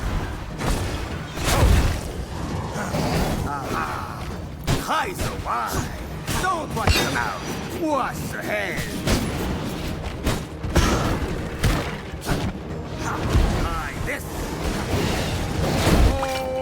Alright, we have defeated the Baron. And by defeating the Baron, we now have unlocked the Blood Merlet as well as the Blood Merlet necklace or accessory. So next up was Morian, the Stormwing Matriarch. So I raided the Harpy Nest so we can reach more Morian. Yeah, Morian. These Harpies were tough, man. They were like very tanky and they had like a lot of random skills that made it pretty difficult to fight them off. But worry not, we had our site that has like a wide range of AoE. Anyways, let's fight Morian.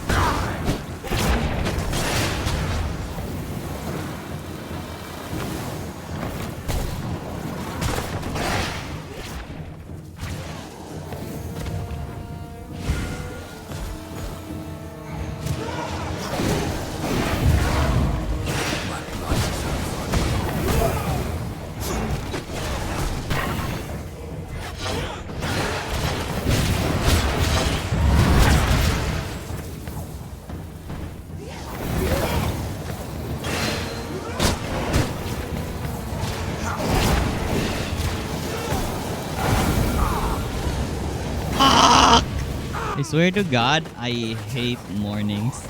Anyways, we had a difficult time because it was morning. I couldn't find any shade in the area. Before I went back, I decided to make a pistol. I also had the ancestral version of it, so I'll be using the pistol. And honestly, for some reason, I fell in love with a pistol. Grabbed my items first before I initiated the fight.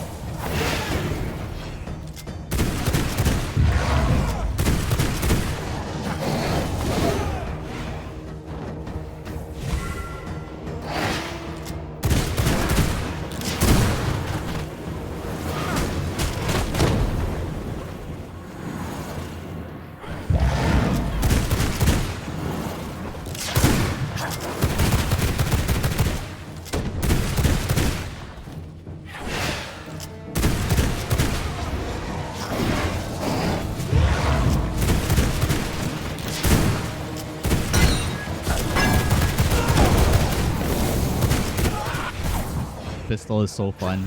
Like the burst, the amount of burst does. It's so good. It's so fun. I can't believe how I slept on this. So with the extra chaos point I obtained, I got the void skill. Finally, it's a really good AoE skill. I don't know why I got this very late. It was time to do the rift incursions once more, so we can farm fragments and unlock more passives. It's so much fun, like mobbing all of them in one area with the void, because with the chaos passive, everything will just explode in the area. So the V-Blood for today is... I forgot his name. Was it Vincent the Vampire Hunter? Anyways, the pistol, like, drained HP very fast. And all my ultimate magic skills and the void. The void is so good just clearing out the mobs. It's amazing. But anyways, this guy's skill is pretty annoying as a brutal difficulty tiered enemy. Look at these. He doesn't do that when I fought him. He basically just like stands there, shot his crossbow and stuff. So I really am excited to try out brutal mode after clearing the standard gameplay. The next V-Blood was just Ely, the cross archer again. So let's not highlight this. Hey, look, it's Polora, I think. I forgot her title, but this is Polora, the spirit girl or something.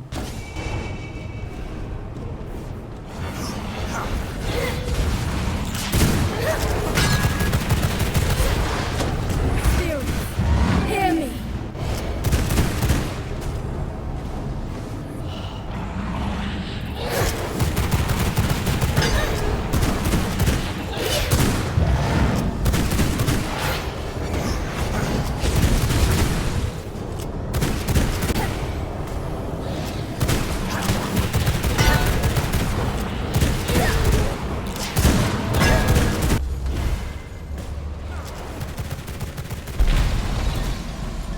With the amount of fragments I obtain, I decided to just unlock everything. I have enough to unlock the 3 remaining skills. For tier 2, we'll need to do the rift incursions that are like level 80 plus and above. I don't think I can handle that yet, but it's always nice to look forward to the next passive skills we're gonna learn. I then crafted the Blood Merlet amulet for even more damage. I then converted most of my Stygian shards to the greater Stygian shards. It's not much, actually, but better than nothing. I wanted to go shopping now for books, so I decided to put a castle heart at a castle near the human town at Silverlight, which had the merchants. So the purpose here was just to place this teleporter. Just added some basic defense, then I'll be on my way to shop with all the gold sun coins I have on my inventory. With the human form, it was easy to just ignore most of the monsters or the enemies here and just go to the shop. Checking the prices on the book, I honestly don't remember these to be that expensive. I don't know. I felt so poor when I saw the prices.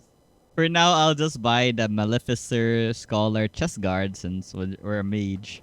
Out of rage because I am poor, I decided to kill a bunch of humans in town to loot their coins so I can buy more books. I went to visit the potion vendor and bought one of each, a rage potion and a witch potion. This should last me for a while because these potions give like an hour duration on buffs. Anyways, we're now ready to take on more V-Bloods. So I drank a bunch of buff potions from my consumable shelf. It was time to head out. Our next target was Merwin, the Elementalist. Start the fight. I am the fire that will cleanse Gardor, beginning with you.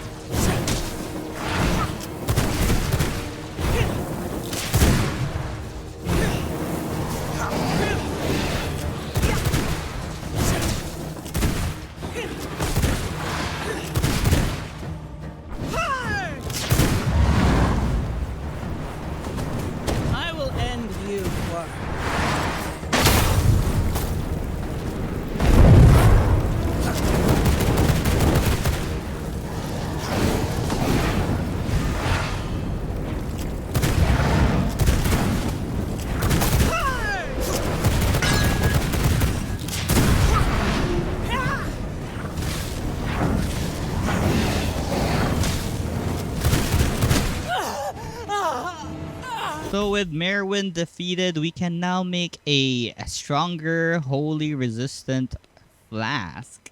So we can now kill the bishop that's residing in the church in Silverlight. But for now, let's just go through the progression and kill Henry Blackbrew, the doctor in Gloomroot.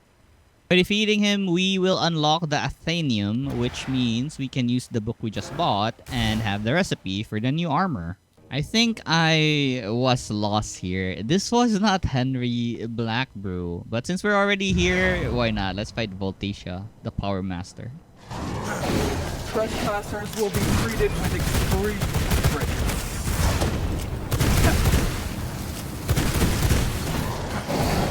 Security to me!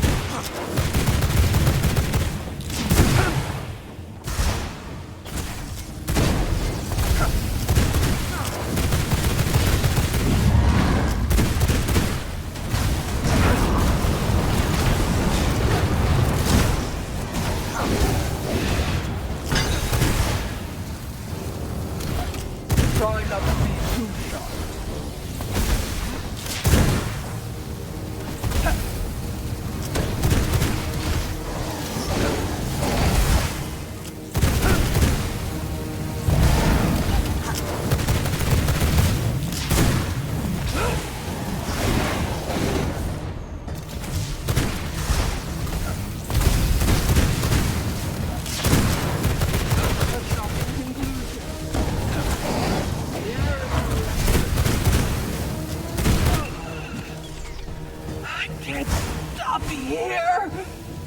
It took like 3 tries before I killed him, because for the first try, he summoned this clone too early, the second one as well.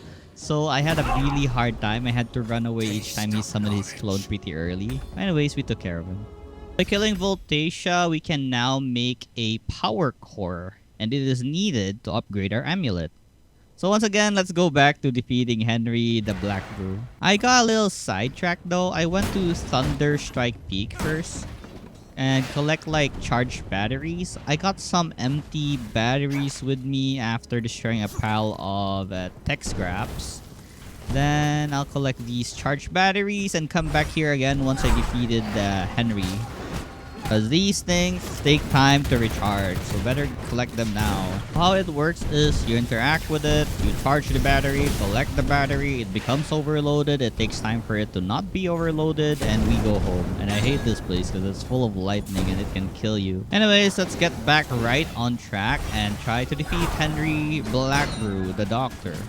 He is down there waiting for us, so let's initiate the fight. Your interference is fruitless. At your peril.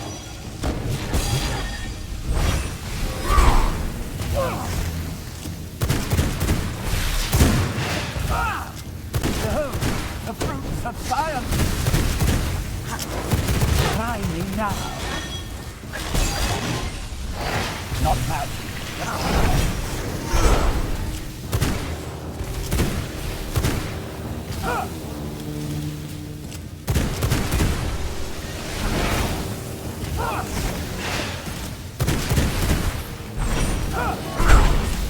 At your peril. The pound of storm at my feet.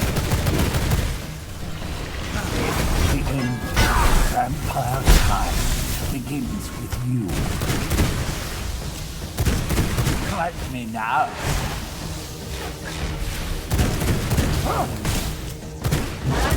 The storms at my fingertips. I'm brilliant.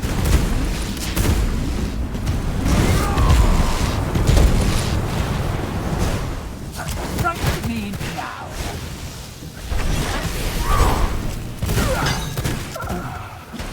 I have failed. Alright, we defeated the doctor. Let's go. I honestly hate his skit where he explodes and it will push us to the corner where we get electric shot to death. We countered it by, you know, dashing in. Next up, we have Matka the Cursed Weaver.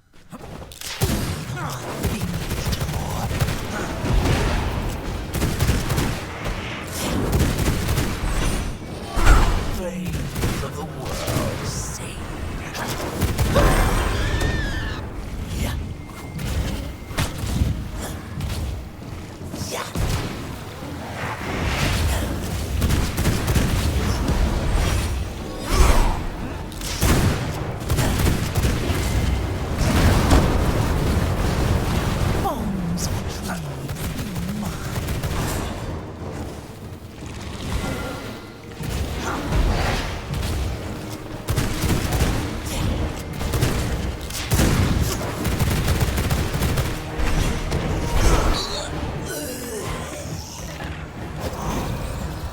compared to the Doctor, this one was pretty easy.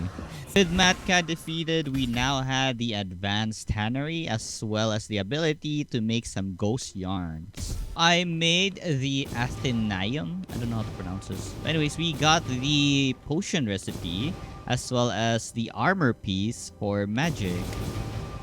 I'm just happy to discover a glove from a random RNG. So now we have a 2-piece set of the new armor. So I made the advanced loom. And yes, I can see that I can make the ghost yarn now. Let's go. So the next V-Blood we're gonna target will be Azariel, the Sunbringer. So I'll be crafting a bunch of Holy Resistance Flask. I only need one, but I just want a lot of them. So something amazing happened while I was going here. I found a 100% Scholar. You see that Scholar that was running away towards us now? That's the 100% Scholar.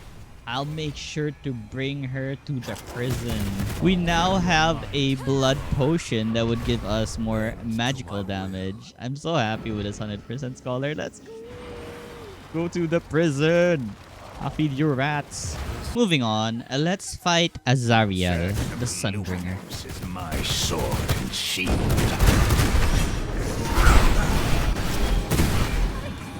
can still surrender.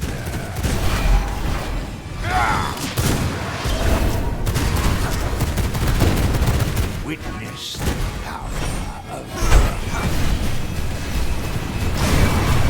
perhaps this is necessary.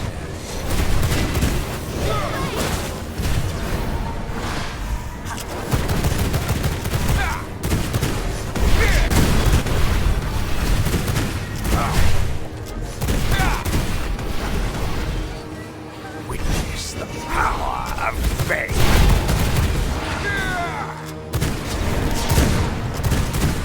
Perhaps this is necessary.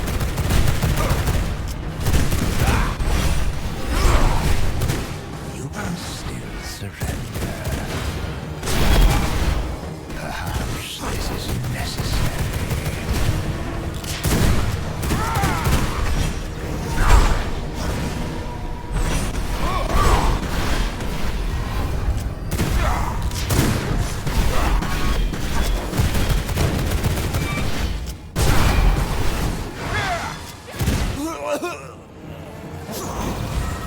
I am beloved.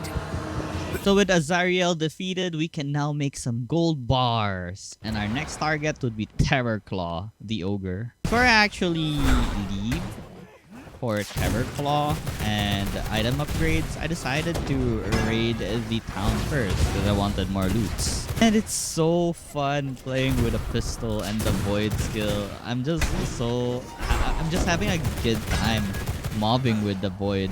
It's crazy. I was at a point where I was carrying too many coins. I had to go home real quick. Or I could have just spent it. But thinking about it, yeah, I should run home with my horse. So I ran towards my base, hoping I wouldn't die from carrying silver. I'm just sad that I didn't have any silver resistant potion up. That's why we're in this predicament. Anyhow, I went home, grabbed a silver resistance potion, and I'm gonna bring most of my coins to go shopping again for books. I found a witch potion book as well, so I now had the 2 potions that I needed. Next up, I started making a lot of gold bars because I'll be needing these to upgrade my weapons as well as making some coins. I also already finished up making my new armor set, the Maleficer armor and gloves. And since I had a recipe for the boots, I also made one. It was time to go shopping since I had so much coins in my inventory right now. So I bought both the gloves and the leggings. I totally got dumb at the moment because I already had the gloves. What I was missing was the boots. I also bought myself a Master Spell Weaver amulet book. So now I'm pretty set. I just need to go back and redeem all these new recipes. But of course, these humans were too tasty to pass on. So I killed them first before going home and looted all their stuff. Look at all the AoE. Look at all the enemies that are dying. This is so fun. You know how I didn't buy boots, right? But I was so lucky with the RNG and got myself the boots. I can now craft the full set of Maleficer armor I was so glad. Oh my god. I have to make the Dawnthorn boots again because I use it to make the Grim Knight boots since it's the only thing I had. But anyways, I had a lot of materials or extra materials lying around, so it wasn't really a problem. And look at my garden currently. I'm not running out of scrolls, I guess, because I've been converting most of these plants I don't use at all for making potions into pollen. So yeah, actually the Potion of Rage and the Witch Potion doesn't use fish anymore as a recipe. They use Sacred Grapes and the Plague Briar instead, Hellcarians. So it's pretty nice. It doesn't require fish anymore. So like I said earlier on the playthrough or this story, I wasted so much money on buying fish. It was time to head out again and combat enemies. So I opened my consumable stash and drank all the potions I have there. So our target was Terrorclaw, the ogre. And my god, Regular's potion with the horse is so fast.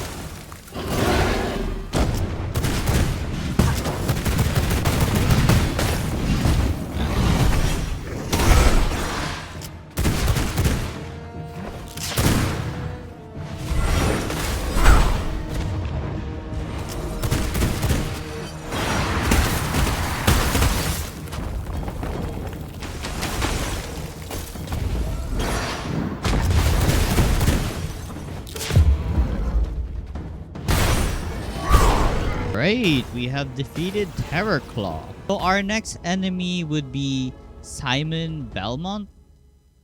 Yeah, the Vampire Hunter. He is a new addition to the 1.0 update. Pretty exciting what he does. So let's go and hunt him down. And there he was. Let's fight. You seek battle with a Belmont? Your fate is the precision of a Belmont's blades! This is a Belmont's duty.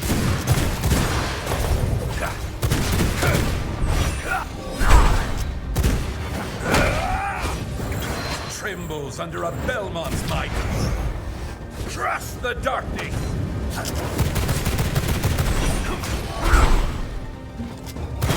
My daggers strike true!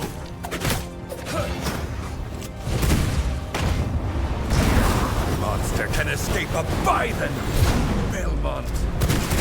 Brace the flame, foul creature! Destroy enemies of good!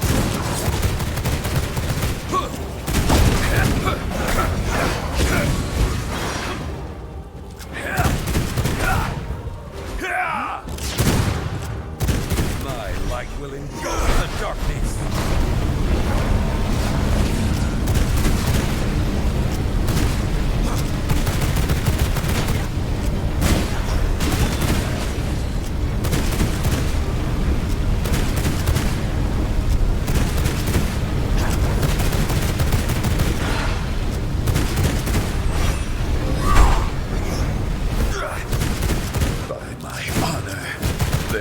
Be vengeance! My blades are guided by purpose!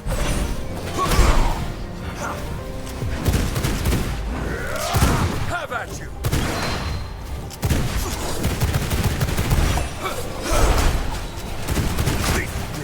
captures the wicked. Okay, we got him. Let's go. Defeating him, we have unlocked the Sanguine Whip. I believe we are down to like 6 more V-Bloods.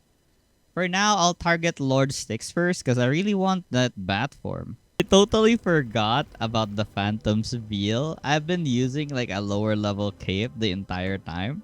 I also finally made the jewel crafting table as I needed like jewels on my skills like the Veil of Blood and the Void because I don't have gems on them. Next thing to do was hunt Lord Styx at the Cursed Forest. But I didn't know that he was not here anymore. So I guess they moved him on 1.0. He was now staying at a place called Dracula's Demise, where it was at Gloomroot.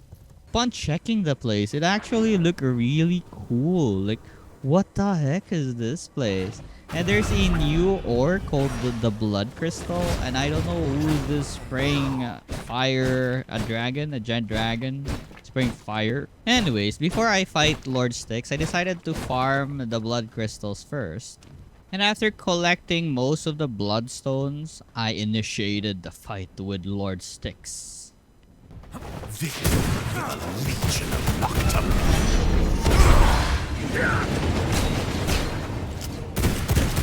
Your fate is etched in the shadows.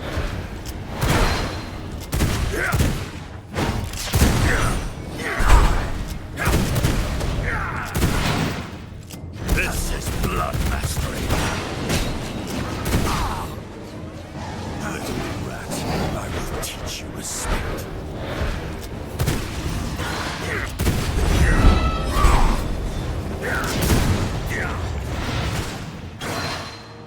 So I had to run away for now as I wasn't expecting him to be so strong and my damage to be so weak. Needed to think and like regenerate first before I continue this fight.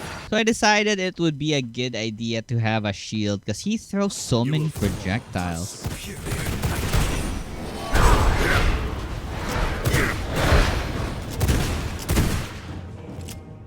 Bow to the everlasting night.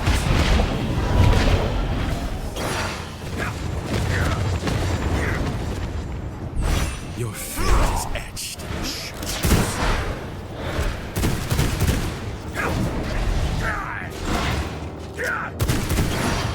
I fight the will of Nocturne. Your resistance is futile.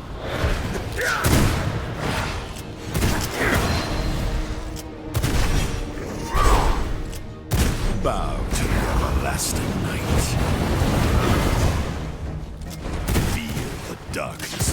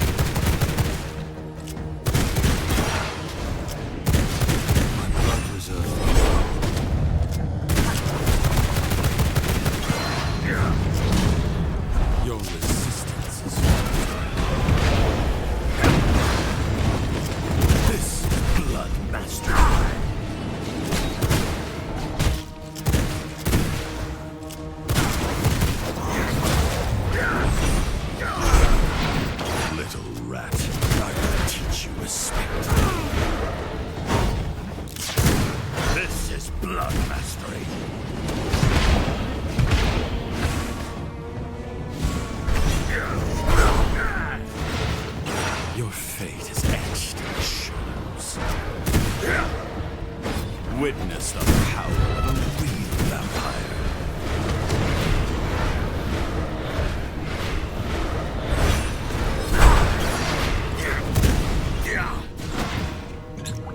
Your resistance is futile.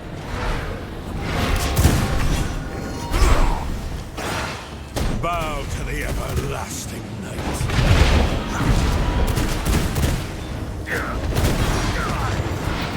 Your fate is etched in the shadows.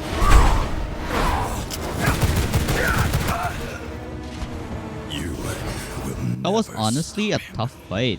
I'm just so happy that I have both the shield and the Phantasm Spear that I can dodge most of his attacks. We unlocked the Bat Form, the Blood Key, and the Onyx Tier. Let's go! And next was Gore Crusher, the Behemoth. The Bat Form is awesome because I can just fly towards any place I want. It's so convenient.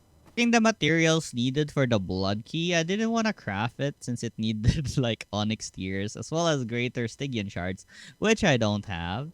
So for now, I decided to go for the Amulet of the Master Spell Weaver as it only required like some power cores. I went to Silver Light again to check if there were any Sanguine Pistols. But, well, I don't think the merchant sells books anymore for weapons. So I just farmed a bit before going home. So for the next few days, I focused mainly in getting more recipes unlocked, like making schematics. Because I really want to upgrade my gears. You saw my fight with Styx, and my damage just wasn't there. I need to upgrade my weapons. Currently, they're level 23, and we just need the Sanguine weapons in order to upgrade them. I also frequent Gloomroot and got like a bunch of tech scraps as well as empty batteries, so I can farm power cores. Charging them up was probably one of the things I don't like to do in this grind. And with enough power cores, I made the Amulet of the Master Spell Weaver. So now, it was time to challenge Gore Crusher, the Behemoth. I don't know why he's going outside, but I lured him back to his cave.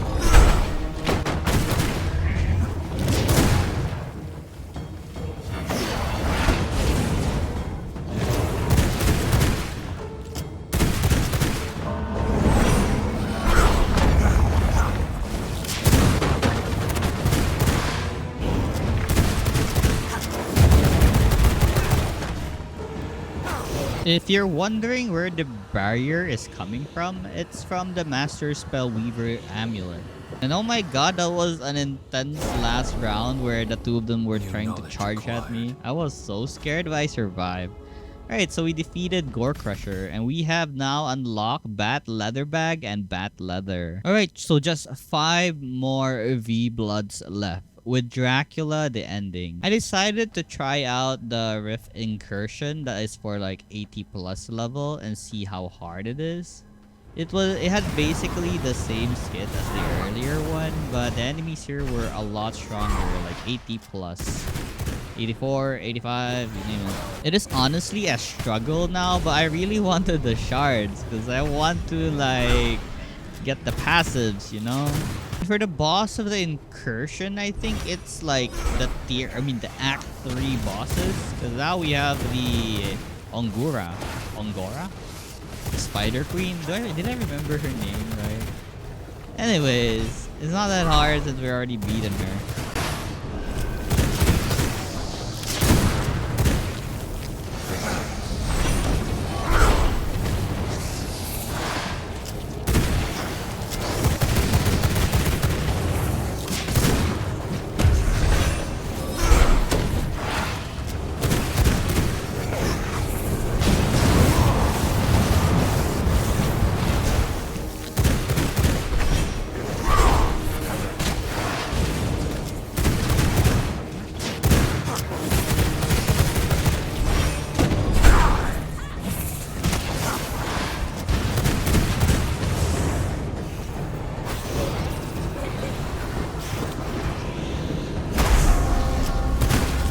So it was time to farm the fragments. I would honestly like to have a lot of passives first before I challenge the last remaining V-Bloods. So moving on, let's go and defeat General Valencia the Depraved. Your presence here amuses me. Let's see if you're worthy of the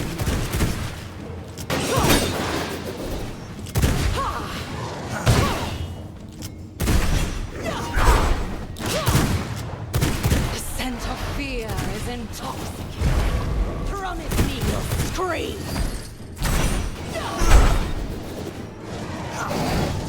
Witness the artistry of your demise. Let us set the stage.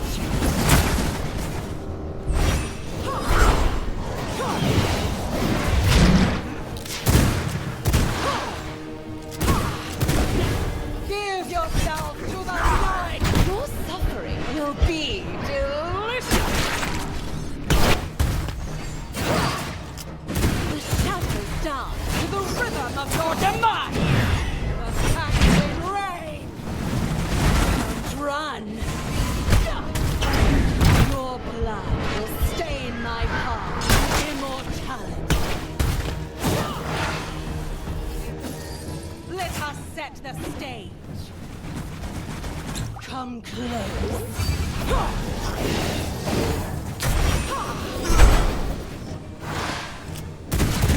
Embrace the agony. A sanguine rage. Hurt the weak.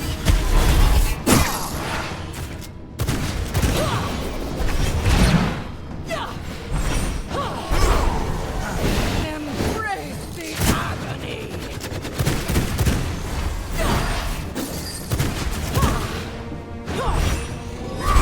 Feel the night fall. Right where you belong.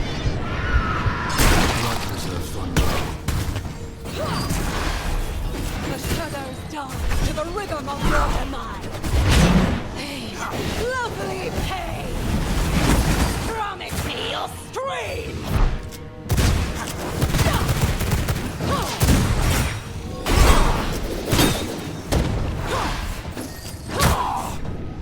She was one shot to death.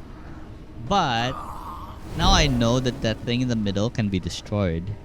So round 2, here we go. Darkness welcomes another soul. Will you survive its embrace?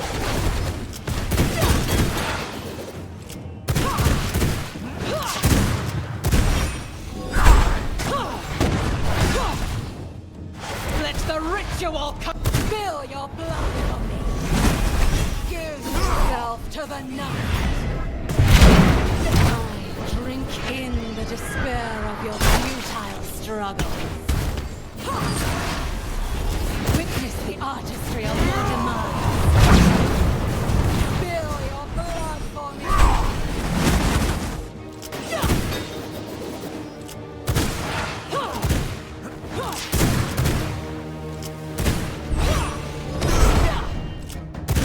Feel the nightfall.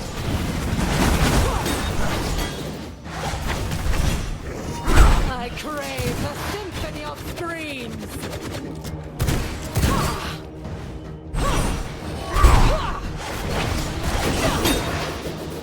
Feel the nightfall.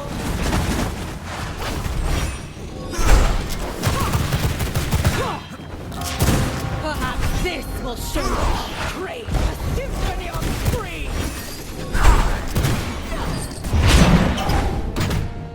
Purge the weak. Let us set the stage. The shadows dance to the rhythm of your demise.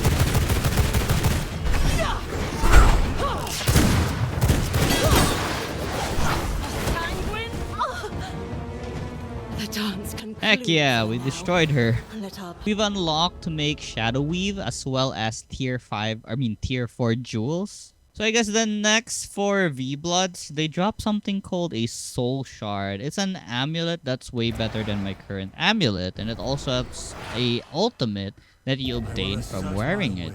So I went home determined to have like good books. So I summoned some, I guess these are Blood Witch, and they dropped books. I was kind of sad that I didn't receive any books for weapons. And yeah, I was really unlucky.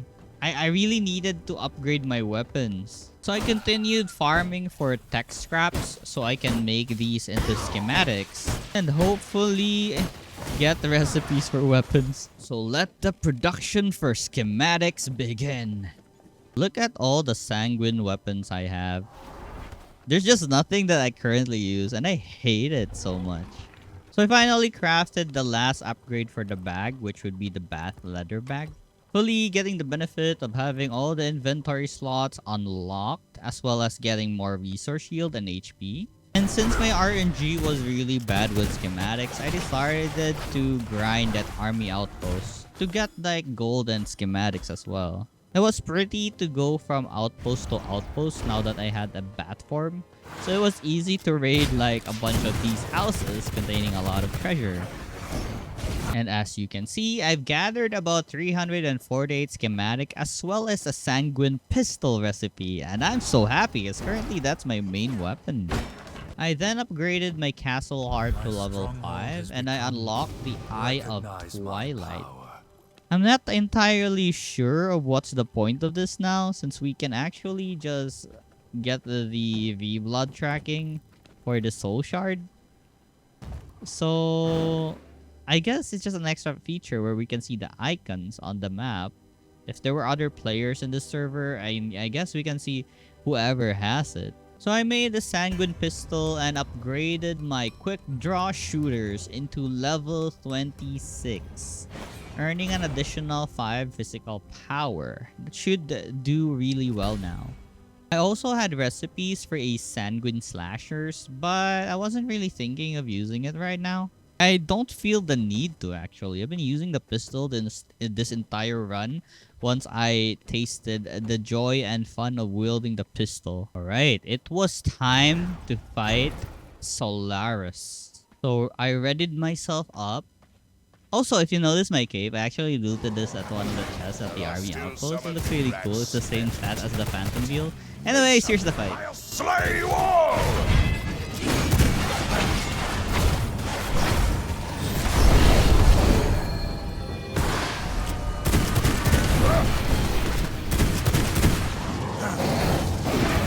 This is Luminance!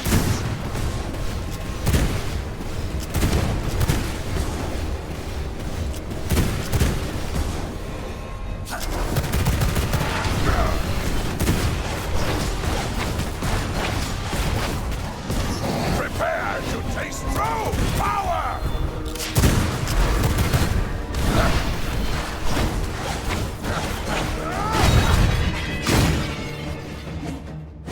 Your end is nigh!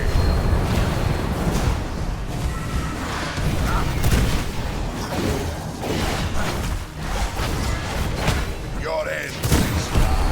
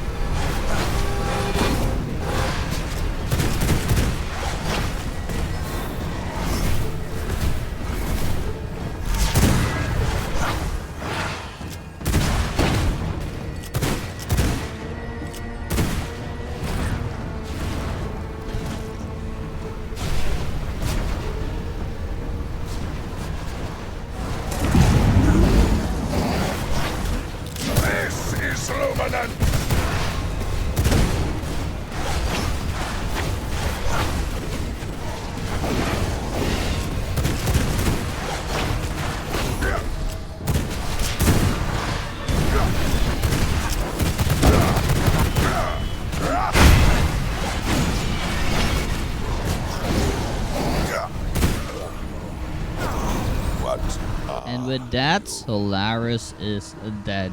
And I got his soul shard.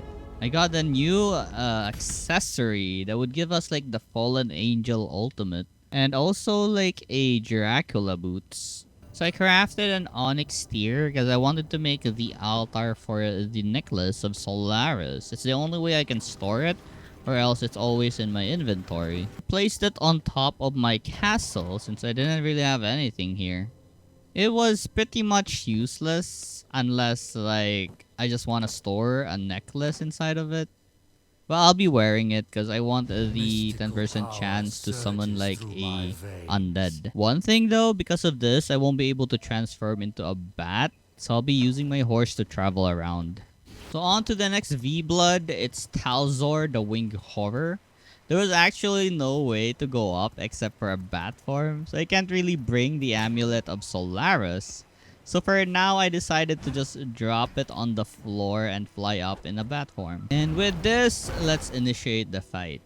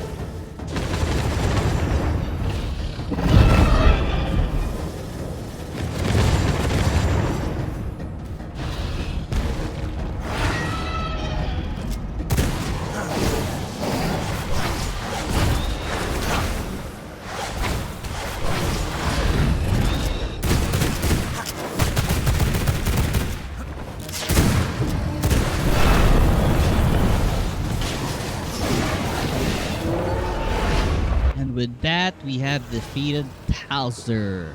And now we have acquired his soul shard. The abilities and the stats it gave was more magician-like than the one I had earlier, so I decided to wear this instead. The next V-Blood was Adam the Firstborn, but for now I needed some power cores in order to make an EMP grenade so I can access where Adam is. Alright, so with some EMP grenade, I have set it up so we can enter Adam's resting area.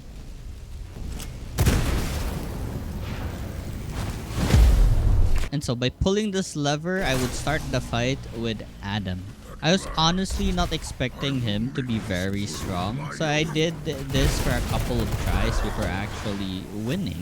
I had to run away a few times because he was pummeling me to the ground. I need to heal up and I'll retry the fight again. For now, I went home and crafted the Dracula Maleficer gloves and boots. Hopefully, this should aid me in having a shot with Adam. At last, I will make this world my own. Is this your best?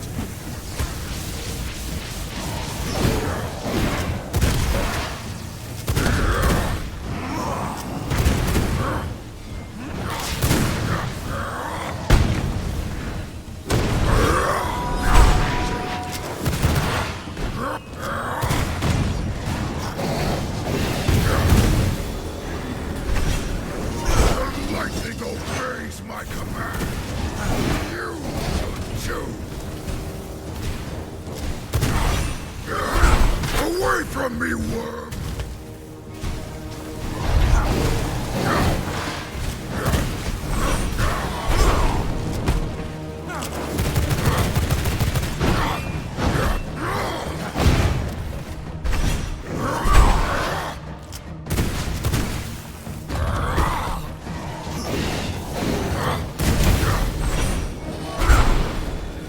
As lightning obeys my command, you should too!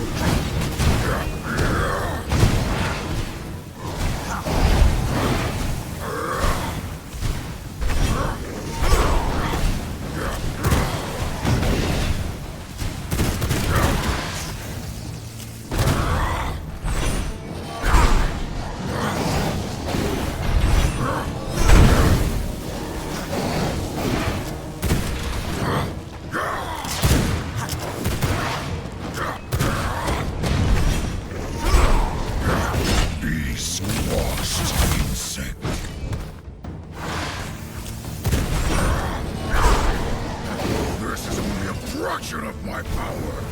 Now die!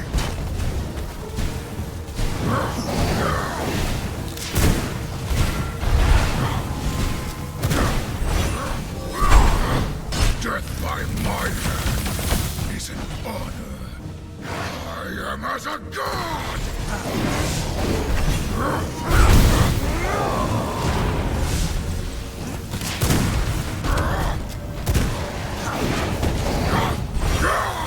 You are no match for me!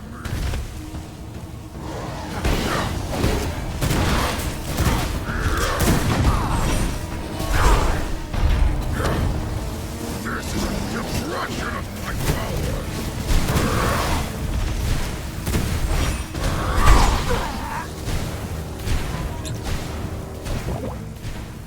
Yes, I can feel the power!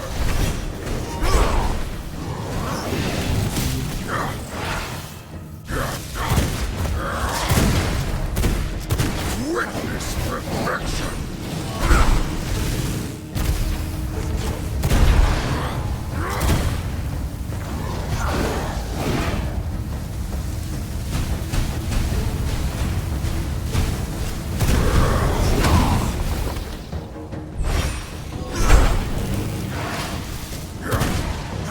I am a force of nature!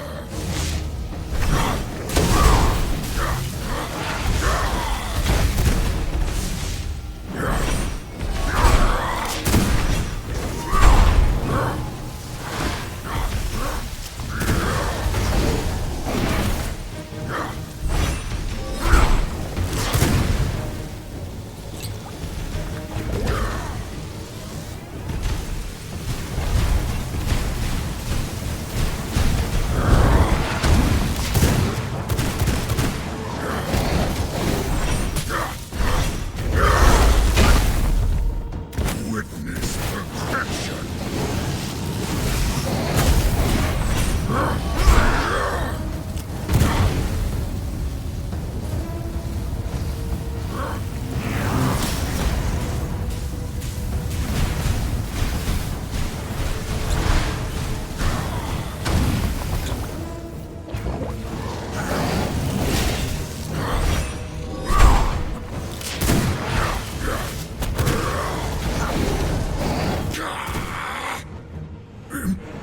Impossible.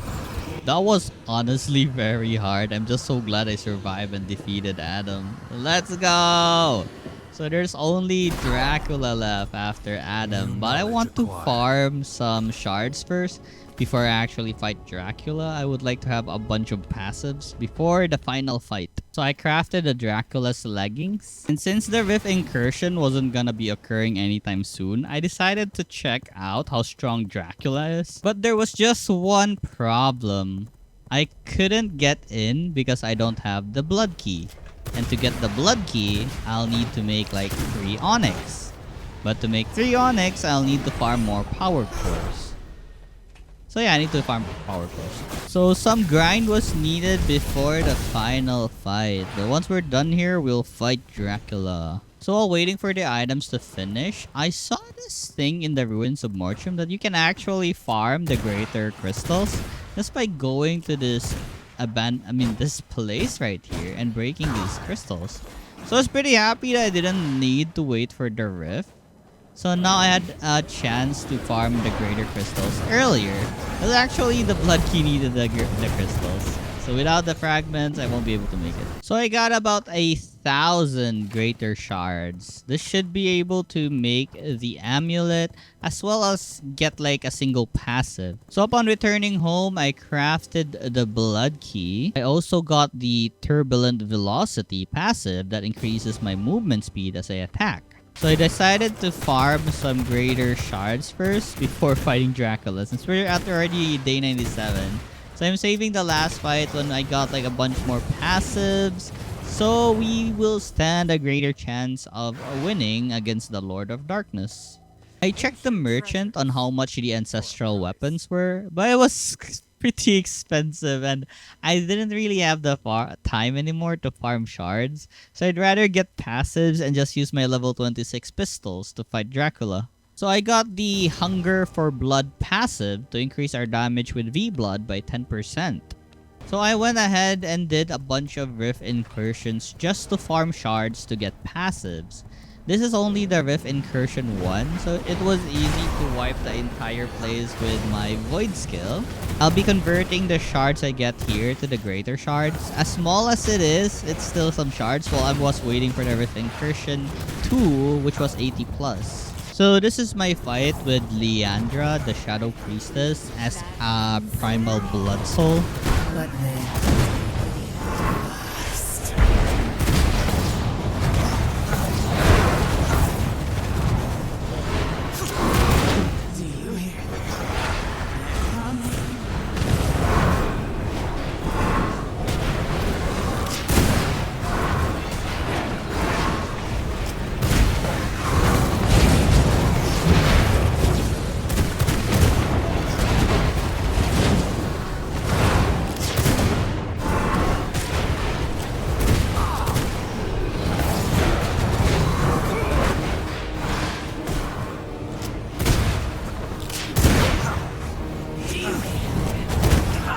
Honestly, these improve skills for the V-Blood is scary, but I'm also excited to try out the brutal difficulty, so we'll see how we fare once we finish the standard one. So I continued the grind until the end of the Rift Incursions and hope that I can unlock a lot of passives by the end of this.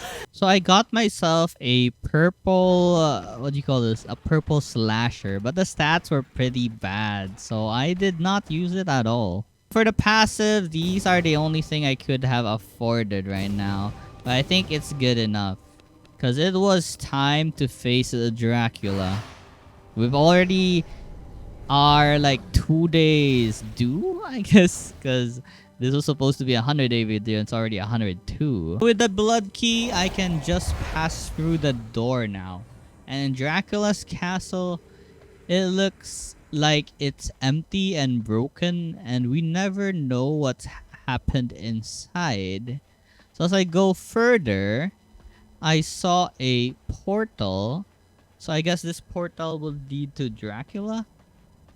And it is called the Shadow Realm. So let's go inside.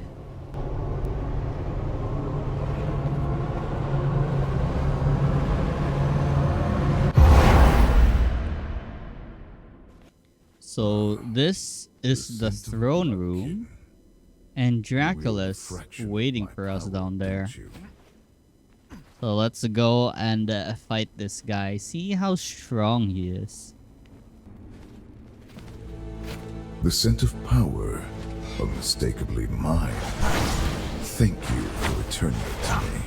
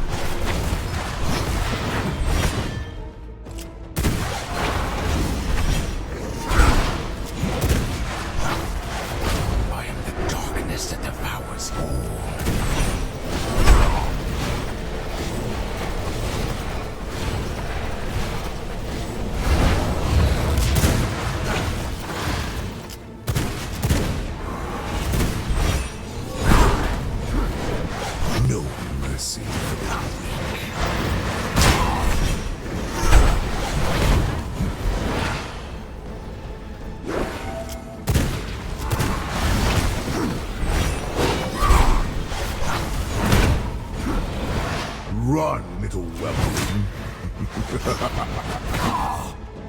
And wow, Dracula is pretty strong. Seems that dying in the Shadow Realm, nothing is really lost. So I can keep trying and trying to beat Dracula.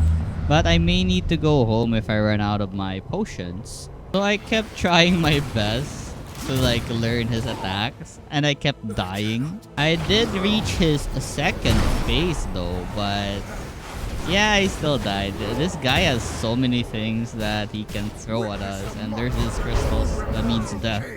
Anyways, here's the winning fight. I couldn't beat him till I tried so many times. And my strategy for this run is to play it safe with the slashers. I will not tolerate this delay.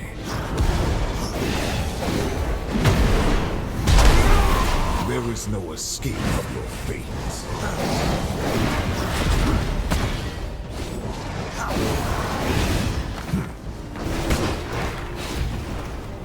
In my veins flows the essence of true darkness.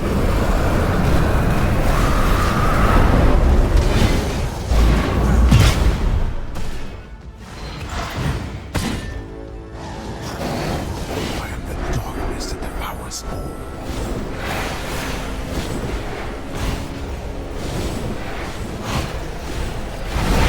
I drain the life from your veins.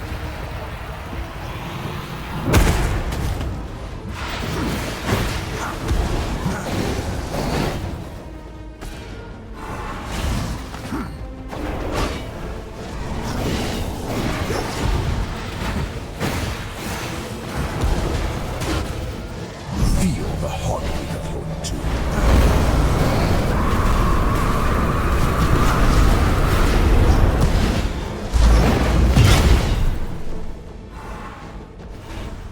You are a shadow, an imitation.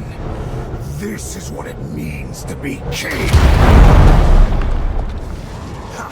It is too late to beg for your life.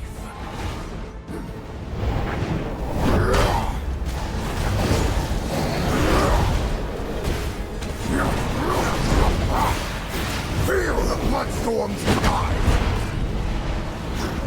Flee from your inevitable demise.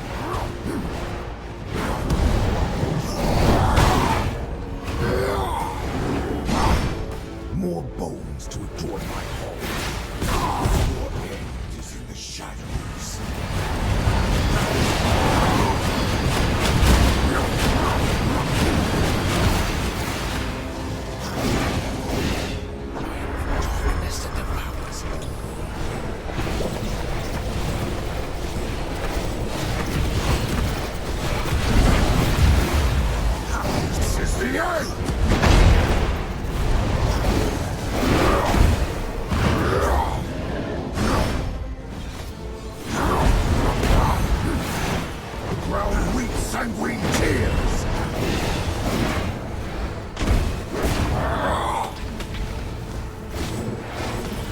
Drown in hatred.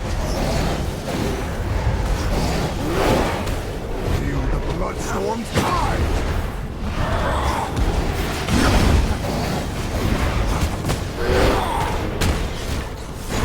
Behold the might of a king. Feel the bloodstorm's tide. Kneel to my dominion. No! Impossible!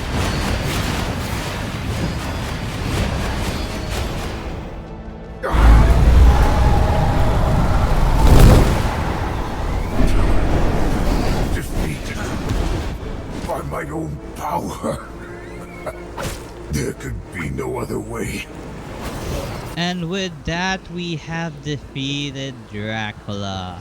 And this is where our video ends. Thank you guys for watching my 107 days in V Rising.